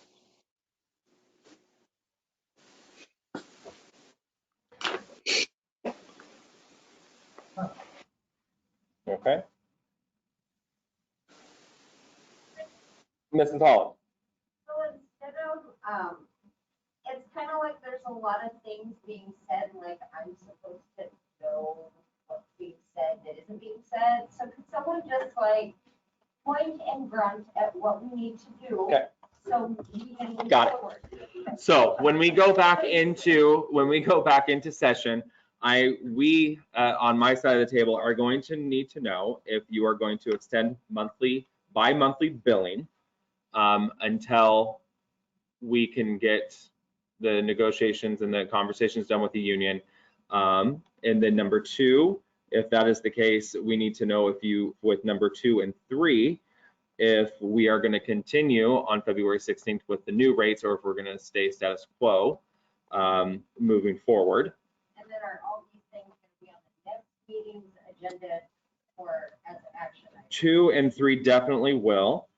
And then 4 and 5, those ones, it's one or the other. We're one or the other on that. If you want us to contract with Minel, that of course won't come until we get done with the negotiations, and then we come back to you and say we're ready to go to monthly billing, and here's the contract, or we're ready to go to monthly billing, and you want us to hire and keep it in-house. So it's one or the other. We can't do both. Amend the media reading contract. That's something that could be done if we stay with the bi-monthly billing with number 1, that's something we can work on and represent to you. It's something we can work on with the company to go to monthly billing if that's the route that council wants to go. On number 7, authorize contract amendment with FCS Group to recalculate bi-monthly rates with increases. Mr. Boyce, can you speak to that one? Oh, because we are going into monthly rates, we need to take this back to FCS so we can actually get a bi-monthly rate. If Right. So the Monthly, that's what I think our problem is here. we don't have the staff to go to monthly is part of the issue as well. But we all acknowledge that we've already passed the thing that said we were doing it. Yes. Okay, so we just procedurally need to go back and undo that. Yes. Okay.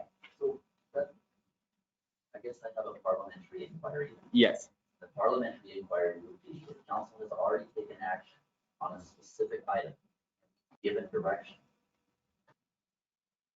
Really, the only thing that can be modified is the delay of that. So to ask us if we want to go to monthly billing, we've asked, we've answered. Okay. Nobody has brought that up again, saying that they want that reconsidered. So if Okay. we're not reconsidering that, then we're still moving forward with monthly billing. Yes. You need direction on how you're going to handle, because you cannot implement it in the time frame that we have asked you to put it in. Yes. The decision by this body has already been made. Yes. You're not asking us again to reaffirm something that we just did. That's all I'm with that. A few meetings ago. Yeah. I just want to be clear on that, Okay. Is that understood? Mr. Boyce, is that an accurate statement by Mr. Fredericks? They've already indicated they want monthly billing, but we're struggling with implementing monthly billing and need them to delay until we can get it. Yeah, that's a true statement. We wanted to make sure city council had all the facts surrounding the implementation, not knowing if that would, alter some thought processes. But yes, Mr. Fredericks is correct. Okay. Mr. Smith. So if in term of events, it looks like we're not gonna go the minor route, I guess the parliamentary question is, can somebody make a motion to go back to bi-monthly billing in this meeting?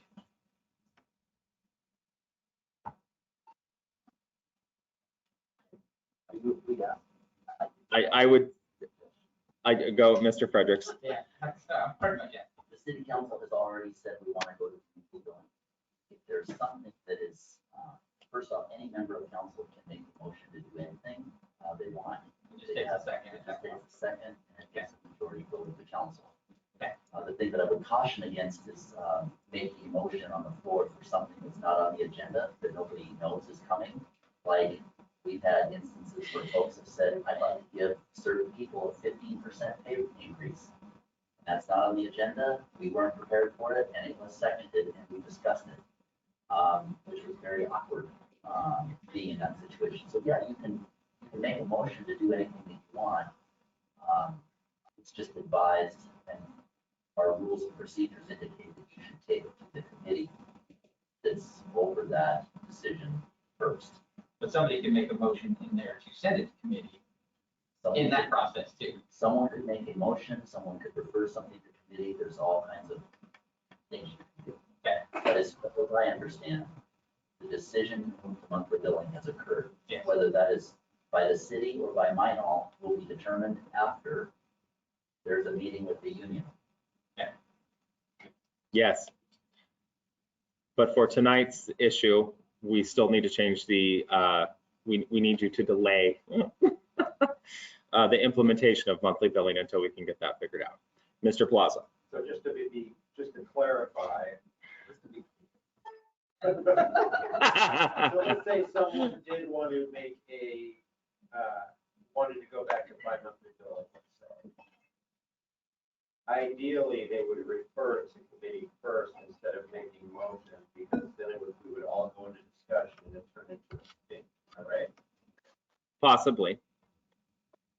We're talking about this evening, nothing prevents a member of council from making a motion to change it back to bi-monthly. No, of course not, but given that the facts have changed. For the ease of the process, referring it to committee first would probably be the ideal way to go. So that we don't have a big public discussion about it before we get all the cheese. I think part of the issue you're going to find too is that you're going to be asking questions that my side is not prepared to answer at this point, and going to committee gives us an opportunity to fact find and gather that information for you so the decision can be made at this level. Get all the hypotheticals out of it. Yes, I'm sure I'll think of something else. I'm great at that. Anything else on this topic? Mr. Fredericks? That was easy. Where's my button? As long as you get there, that's all that matters. You can add another 10 on top of that. It was 66 minutes. All right. Moving on then, the third topic of conversation this evening in your workshop, and I'll bring it up on my screen here, is the legislative priorities for 2021. I'm hoping that you've had an opportunity to read through those. The first one obviously is transportation. That's something we've been fighting for a long time. We're asking the legislature to allot us $13 million or 12, oh shoot, I forgot how much I'm asking for. 12 million, sorry, $12 million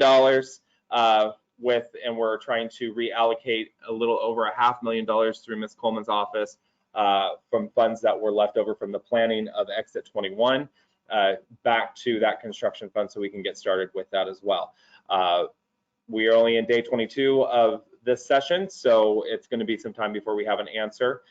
So that is that's my number one top priority.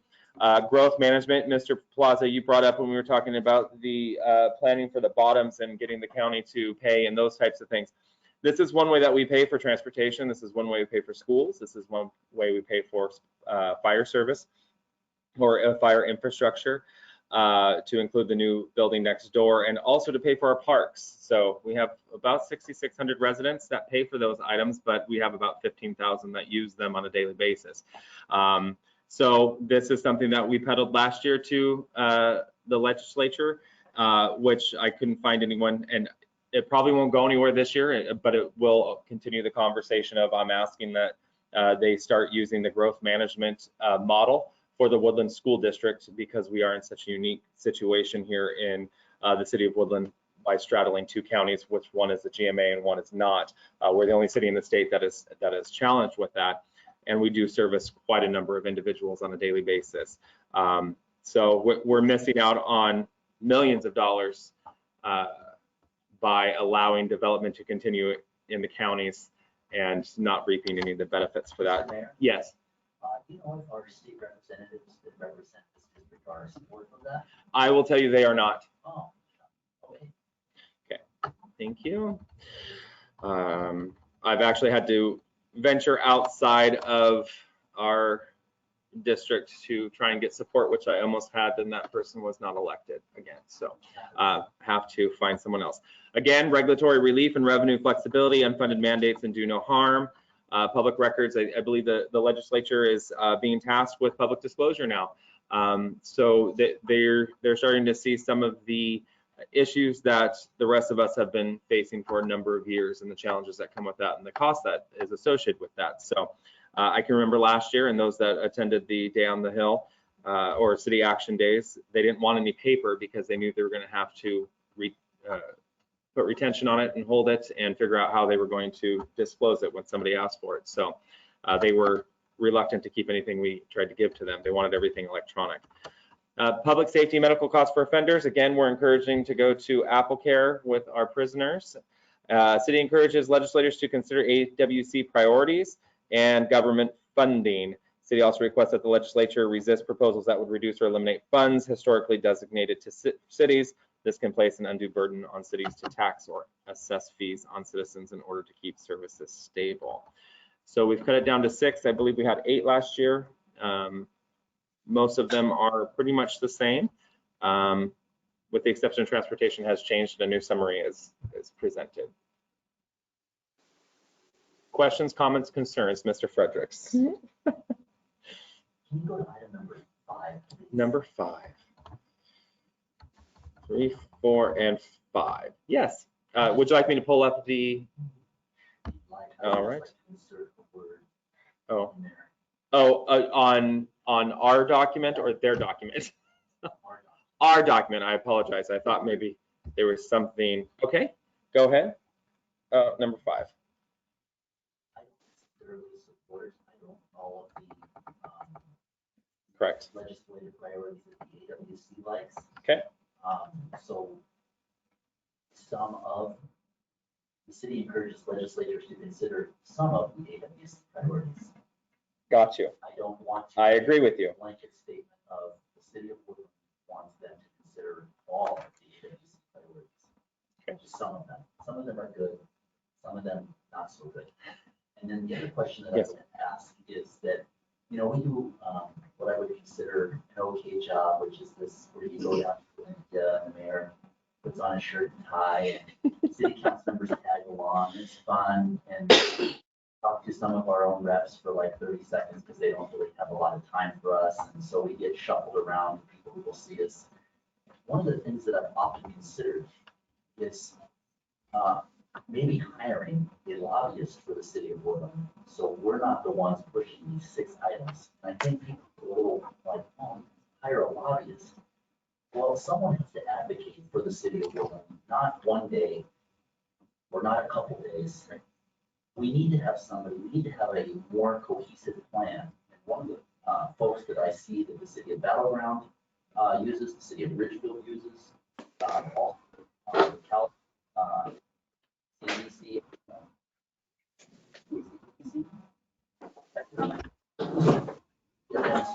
Communications. Are you familiar with this company, Mr. Boyce? I'm sorry, I couldn't hear. CFM, what did you call it, Miss? CFM Strategic Communications. CFM Strategic Communications, are you familiar with them? I have heard of them, but I haven't had contact with them. One of the items that I would like to add to our your retreat? Gotcha. Okay. Job of advocating for things that Woodland needs from Olympia. Or in this case, maybe even Washington, D.C., when we're talking federal transportation dollars possible. I would like us to have a more refined approach on how we communicate with Olympia and how we communicate with Washington, D.C. as it relates to Woodland. And that's something that I think I wouldn't mind partnering with Kalama. I know some cities have partnered together.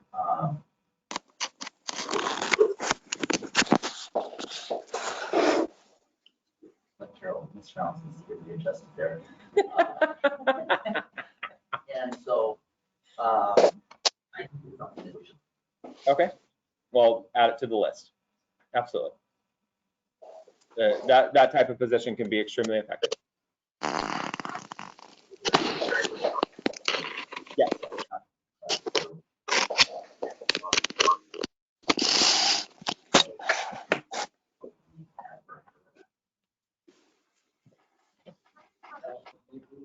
How much do we actually pay?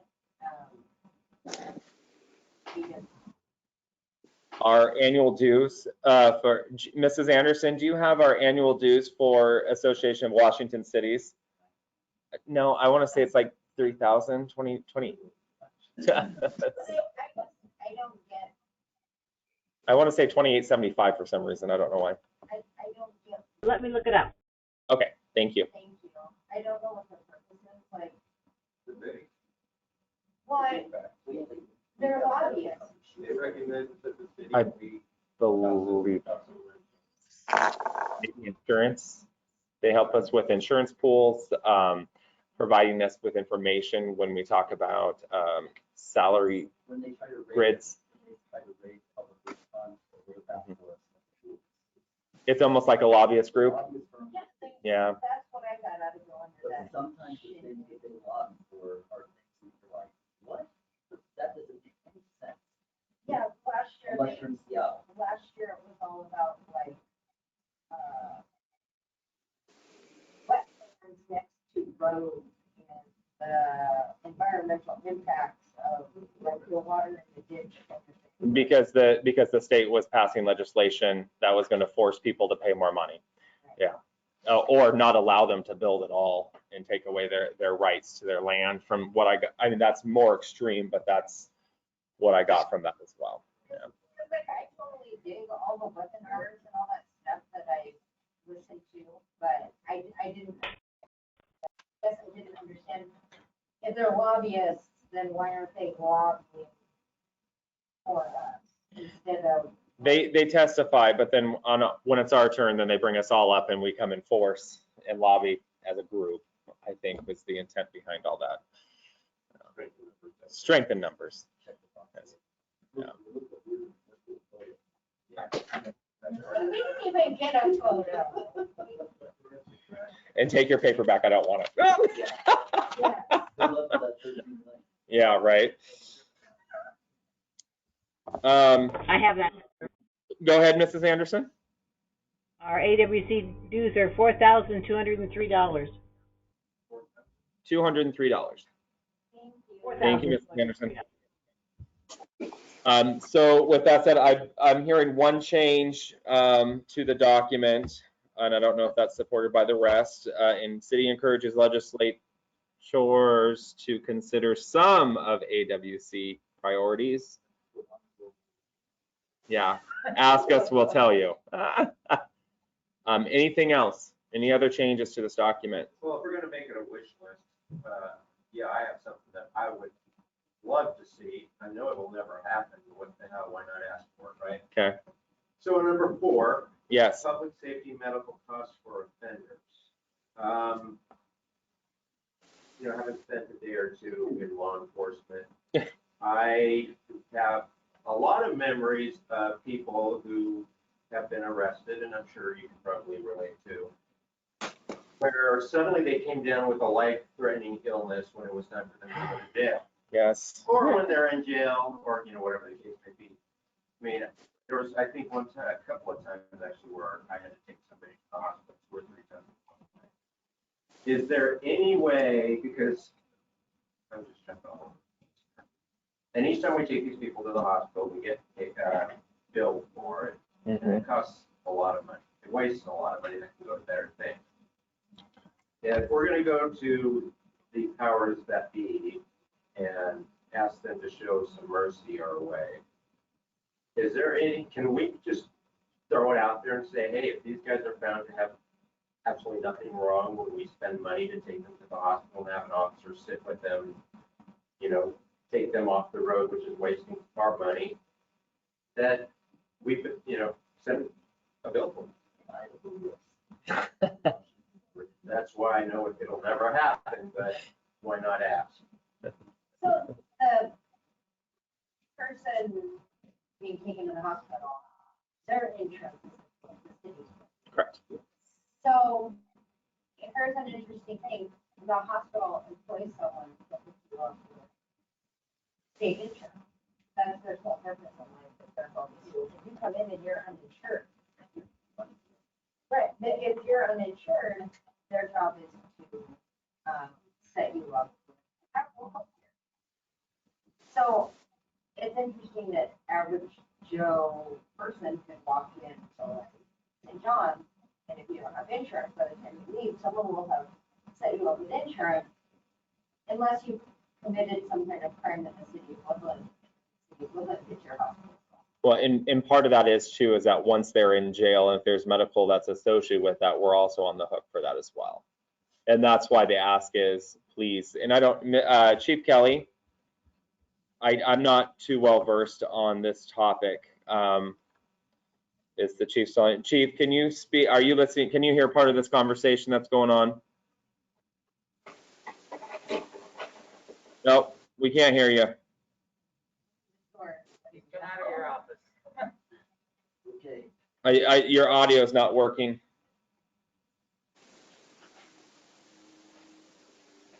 You want to pop in real quick? He's going to pop in. Here we go.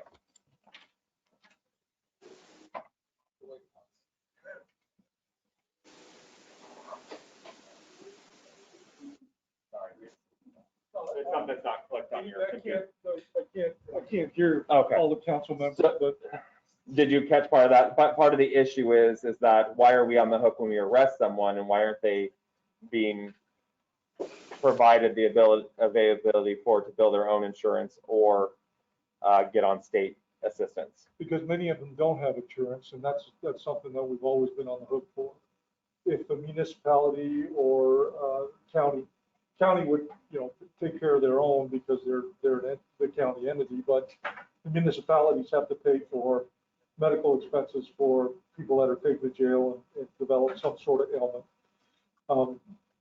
We typically get billed for the whole thing, but the medical provider usually lets us get away with paying 50% or somewhere close to that. Mrs. Anderson, correct me if I'm wrong. But we still have a bill, and I don't know why that's been part of it. My assumption has always been, even from my previous life, once they are a resident of the jail should pick that up, but that's not the case. And the county runs the jail, right?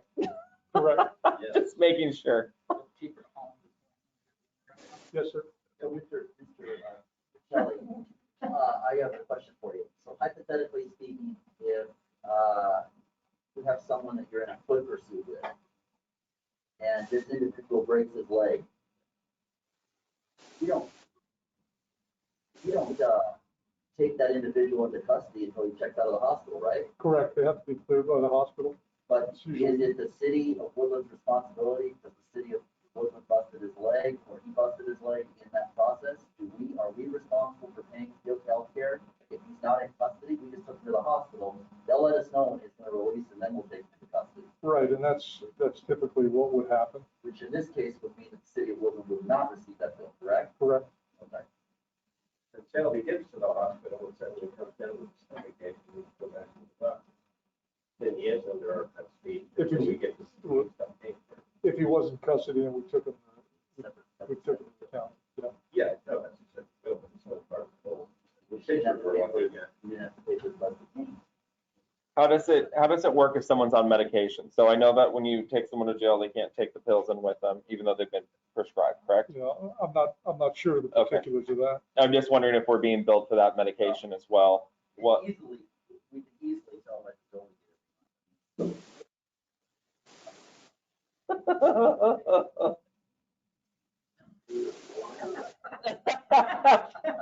That's our count, sorry. So in theory, since everybody goes to the county jail.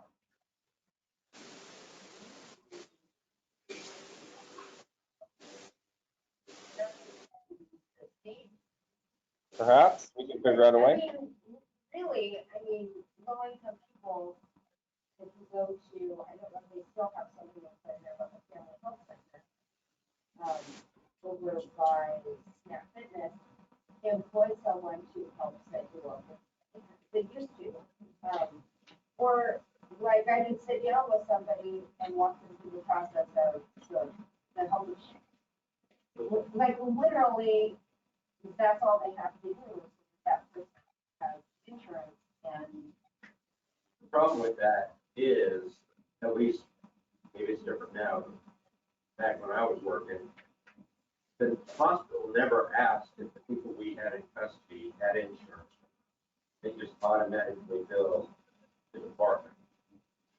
So even if they had people there that could set them up on Apple Care or whatever the case may be, nobody ever asked if our guy ever had insurance. They didn't care because it was being paid for. And do they always go to PISA? The closest facility typically. Because PISA is considered a not-for-profit hospital. So like, if you're poor and you can't afford your bill, they have a foundation that pays for that. At least it used to be that way. So that's why if you're poor and uninsured, get on a long deal, because then you're not going to get a $50,000 bill. Well, you might get one, but then you just say, no, I can't pay it. And you don't pay it. So I literally, there is systems in place for all of this. So I'm flabbergasted that the citizens of Woodland get to pay for health care for people the citizens of Kalama, Castle Yes, Rock, Longview, that and Kelso. legitimately get insurance. I mean, what if you have an audience? If you have them in jail, you can spend a couple of minutes and you hook them up with health care and then they're good. So let me ask, so I've got insurance. I get arrested, never gonna happen, but I get arrested. And I complain of a stomach ache or whatever, I fall and I've hurt my wrist, and instead of going to jail, I wanna go to the hospital. Who gets billed for that? Does my insurance or do you? I can't answer that question. Okay, I don't know. okay. I think we've all figured out the reason why it's $36 for a Tylenol at the hospital. Yeah. Okay, I think Ms. Holland, or I think Ms. Holland brought it up, but maybe this is a conversation we need to have with the county instead of why we're not processing people this way and why we're on the hook for it. I still don't believe get a bill from them and have they cleaned that up. I really feel like they look at it and go, okay, how much did we spend? Figure out what the bill is for every entity in our, but problem resolved. I just don't understand. I've looked at it where our population list has 4 people in jail for an entire month and $100,000 bill is what we get from the 4 people that are in. I just don't understand it. It's all over the place. It's like water bills covered now, dude. That's right. Yeah.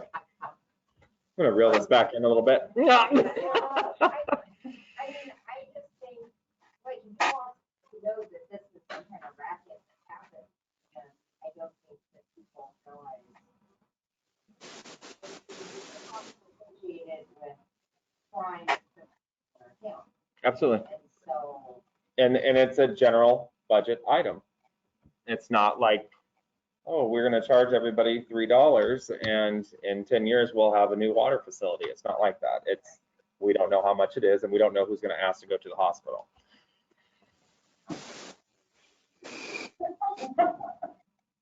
All right. I would ask to have my interest open. You're the most considerate criminal we've ever. No, that's, you take me to jail. If that ever happens, you just make a note of it.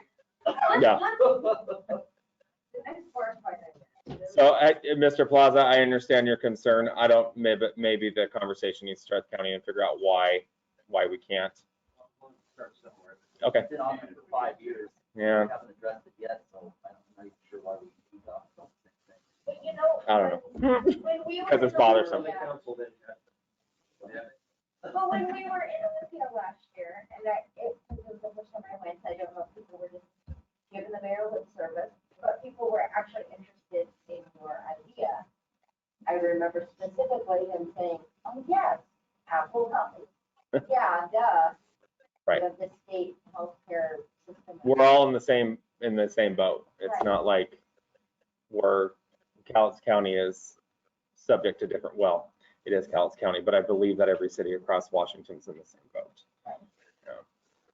So county-wide, we could talk to the county, and then maybe they would, if there's other. Put the bill together for we should talk to, have them do a finance. County, yeah. You get a bill from county. Who is the county responsible for determining that bill? That's the assessor. I don't know. You don't know. The jail is a separate entity these days, isn't it? Correct. Yeah, okay. It's its own county jail. The Cowlitz County Jail is its own separate entity. I get an invoice every month for care and custody. Yes. Now, what if someone has a tummy ache, why they're they've been arrested by Woodland, they get a tummy ache midstream of their sentence, or while they're waiting to go on to the next level, wherever they're going, they get a tummy ache. Do we get a separate bill for that, or is that just plugged into the county bill? No, a separate bill. We do. Yes, sir. Okay, so that's separated out. That's good.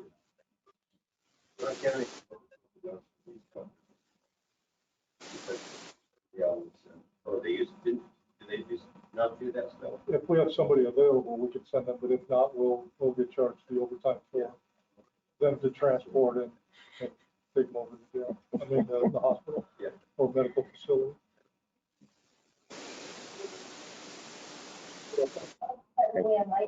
Yeah. Anything else? No, sir. Thank you. Go back in here. Thank you, Chief.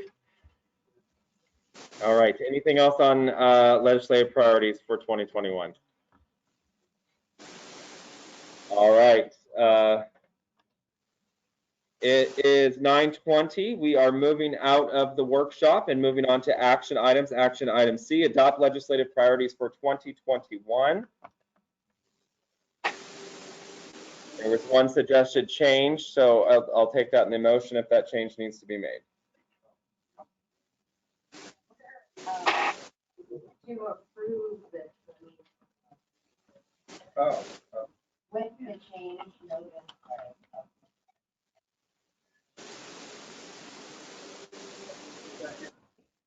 Did somebody, was there original? Yeah. Who was the original? Well, that was you. I thought you were answering the question. Okay. Motion by, I didn't catch the very first part of that. I apologize, Mrs. Holland. Motion by Mrs. Holland to accept or adopt legislative priorities for 2021 with the change suggested by Councilmember Fredericks on, I believe it was number 5 or number 6, I'm sorry, to include some of, seconded by Councilmember Chapman. Councilmember Holland. Councilmember Chapman. Further discussion. Mr. Fredericks. It does confuse the reader in Olympia when they do read that some of AWC priorities, like that we've got them guessing, like, well, which ones do they want us? So there is that. It's just, I don't want to leave an open blanket of we support everything that the AWC puts in front of these folks. Yes. Because some of the stuff that they put in front of these folks are good ideas for Seattle. But they do that the citizens of Woodland, I believe, and shouldn't be considered as a blanket whole, something that Seattle wants. Some of the ideas that come out of Seattle are kooky, and so I don't want us to be added into that group. All right, noted. Further?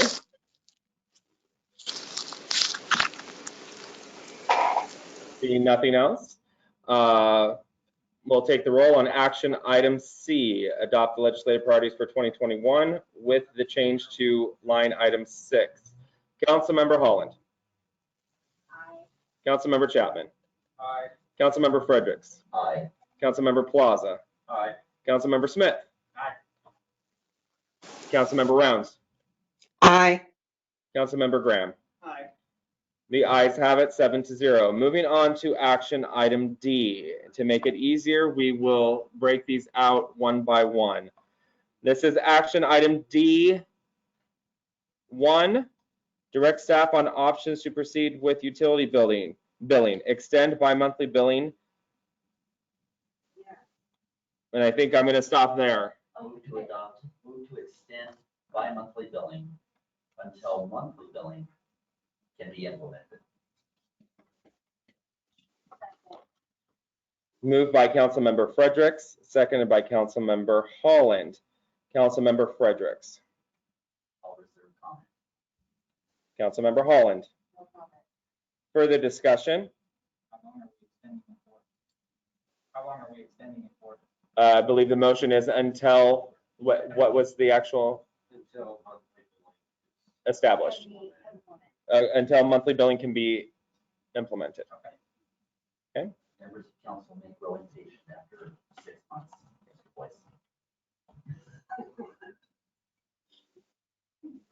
Anything further? Councilmember Graham. Aye. Councilmember Smith. Aye. Councilmember Fredericks. Aye. Councilmember Holland. Aye. Councilmember Plaza. Aye. Councilmember Chapman. Aye. The ayes have it. Did you want my eye or not? Oh, I'm sorry, I forgot. Oh, you're right. I only have 6 on my list. Councilmember Rounds, would you like to vote? Aye. Oh, the ayes have it. We have 7-0 now instead of 6. Thank you, Councilmember Rounds. All right, moving on to action item D2.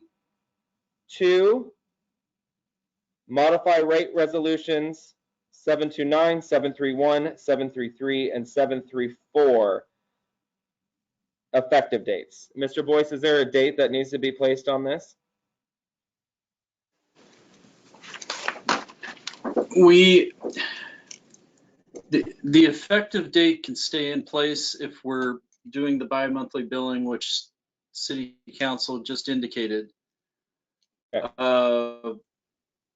We will need to bring modified resolutions to Council on February 15th to indicate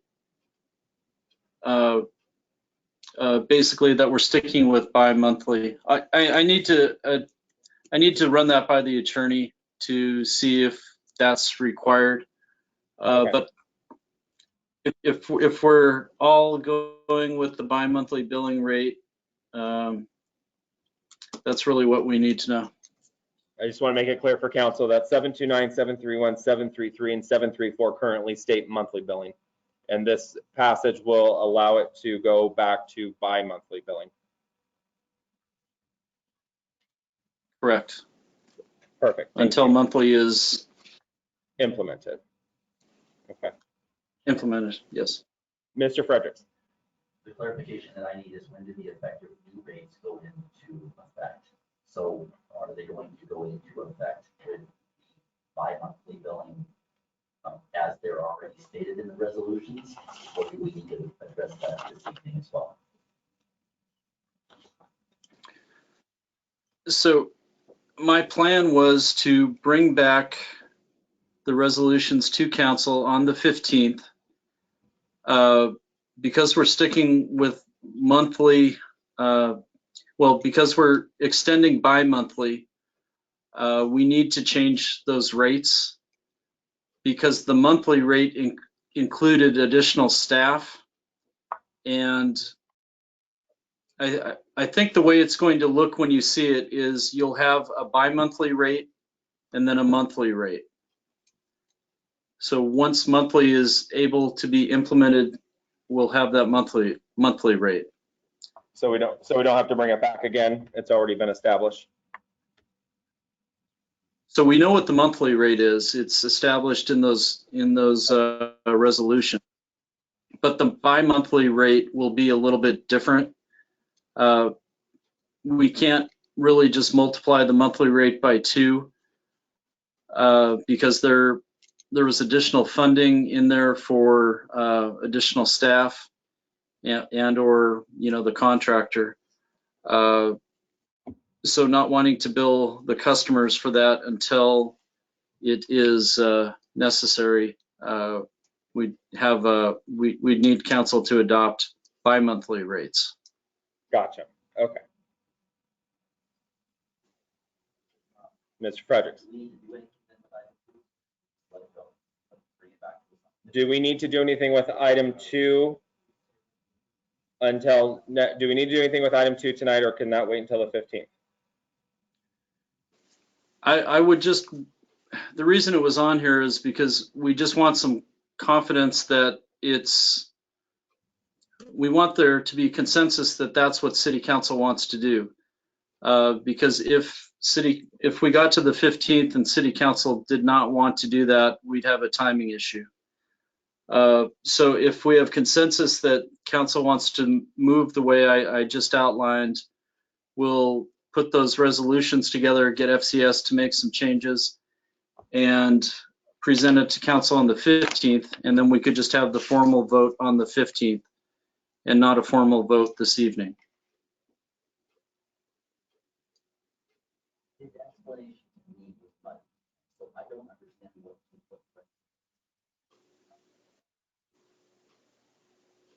So what we can do, we can, if their consensus is that we're going to continue with bi-monthly billing, which it sounds like, until monthly can be implemented.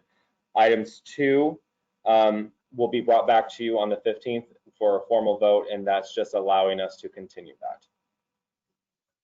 that. But we have to change the rates because currently monthly billing includes a cost for employees. So we need to change the rates and bring them back to you. Bi-monthly rates for and effective date 7/29, 7/31, 7/33, 7/34. Yes. Yes, and if there's consensus, that's what you want, that will be brought. I think that we just needed to know tonight that yes, do that. But if I'm hearing council, you do want to do that, we'll just bring it back to you on the 15th. Okay, let's just make the motion then. Modify the rate resolutions, including bi-monthly billing. Modify any effective dates that may need to change. Resolutions number 729, 731, 733, and 734. Yes. Restated if you'd like. Mr. Boyce, did you hear Mr. Fredericks? Just parts of it. Go ahead again, please. So I move to modify the rate resolutions, including bi-monthly billing and any effective date changes for resolutions number 729, 731, 733, and 734 to be brought back and considered by the Woodland City Council on February 15, 2021. that works. Yep. So who said second? Seconded by Mr. Plaza. Mr. Fredericks. No discussion. Mr. Plaza. No. Further discussion. Mrs. Graham. Is our council meeting on the 15th or 16th? Oh. The 16th. Thank you. Oh. Is there a meeting? Is it? Mr. Boyce is smirking. So yes, it will be the 16th. Yep. Okay. We're good. 16th. Got it. Thank you, Mrs. Graham. Anything else? All right. Mr. Chapman. Aye. Mr. Plaza. Aye. Mr. Fredericks. Aye. Mrs. Rounds. Aye. Mrs. Graham. Mr. Smith. Aye. Mrs. Holland. Aye. The ayes have it. Mr. Boyce, same thing for number 3 as number 2. Yeah, I think the easiest thing to do is to bring it back to council on the 16th, and we'll make any changes necessary. What I'm hearing, though, is that you want to hold off on the stormwater utility. So that may be an amendment we have to make in there. But as long as we have consensus, again, we can make that change. Okay, on the 16th. Yes. Yes. Okay. So do we need number 3 done tonight, or we're going to bring that back on the 16th as well? I'm comfortable bringing it back on the 16th if council is. Okay. Gotcha. Thank you. Now we'll come back with a delay in the stormwater piece. I'm sorry. Will that come back with the delay in the stormwater, or was that something that will be taken care of that evening? So what I heard in the workshop is that there was consensus that council wanted to delay the stormwater. So if that is correct, yes, it will be incorporated into the ordinance. Yes. Okay, thank you. All right. Moving on to action item D4 and D5. I caution council to do both. That's extremely expensive. We're doing either one yet until a decision has been made between the city and the union. And that would Okay. For consideration, if I'm understanding the process correct. Yes, you would be correct on that. Thank you. Item number 6. Same. Authorized contract amendment with FCS Group to recalculate bi-monthly rates with increases. We need that, Mr. Boyce. It would be nice to have a yes vote on that, because we have to come up with those different rates. Okay. Do we get to know how much they're Is that already included in our contract, or is there gonna be an additional cost to that? And do we know what that cost is going to be? It's an additional cost. I don't have a dollar figure for you at this time. I would suspect it's between 2,500 and 5,000, most likely closer to the 2,500. Thank you. I need a motion not to exceed 5,000.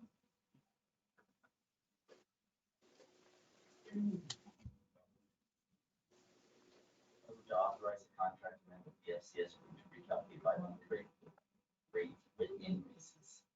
not to exceed $5,000 in cost. Second. Moved by Councilmember Fredericks, seconded by Councilmember Smith. Councilmember Fredericks. Councilmember Smith. No discussion. Further discussion?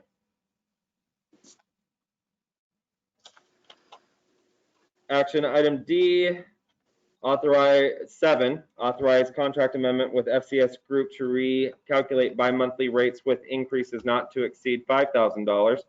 Councilmember Graham. Aye. Councilmember Rounds. Aye. Councilmember Plaza. Aye. Councilmember Smith. Aye. Councilmember Holland. Aye. Councilmember Chapman. Aye. Councilmember Fredericks. Can I clarify something that you said in your motion? Did I get it wrong? I want to make sure that we understand that the $5,000 cost is to change the contract. Yes. For them to be able to do the work. We're not changing anything else. Correct. Okay, yes, yes. Okay. For them, and that was a 7-0 authorized contract amendment to have the rates done, not to pay them more than $5,000 to do that work. Yes. Woodland Municipal Code updates 13.4 and 13.08 discontinue tenant billing and other housekeeping items. Mr. Boyce? Mayor? Yes. I think we can wait this one also. We've worked with the Clerk-Treasurer and the Public Works Director to make some modifications to this in the utility billing clerk. The only outstanding item we were waiting for is to make sure we were going monthly. So we know we are, so we'll bring it back at the appropriate time. Okay, thank you.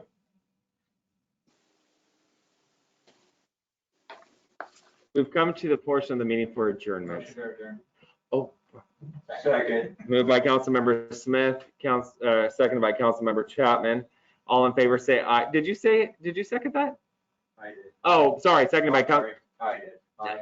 Councilmember Plaza. All in favor say aye. Aye. Anyone opposed?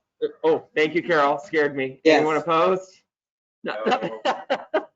All right, the meeting has ended. It's 9:37. Thank you, everybody. Thank you, Mayor. You, Mayor.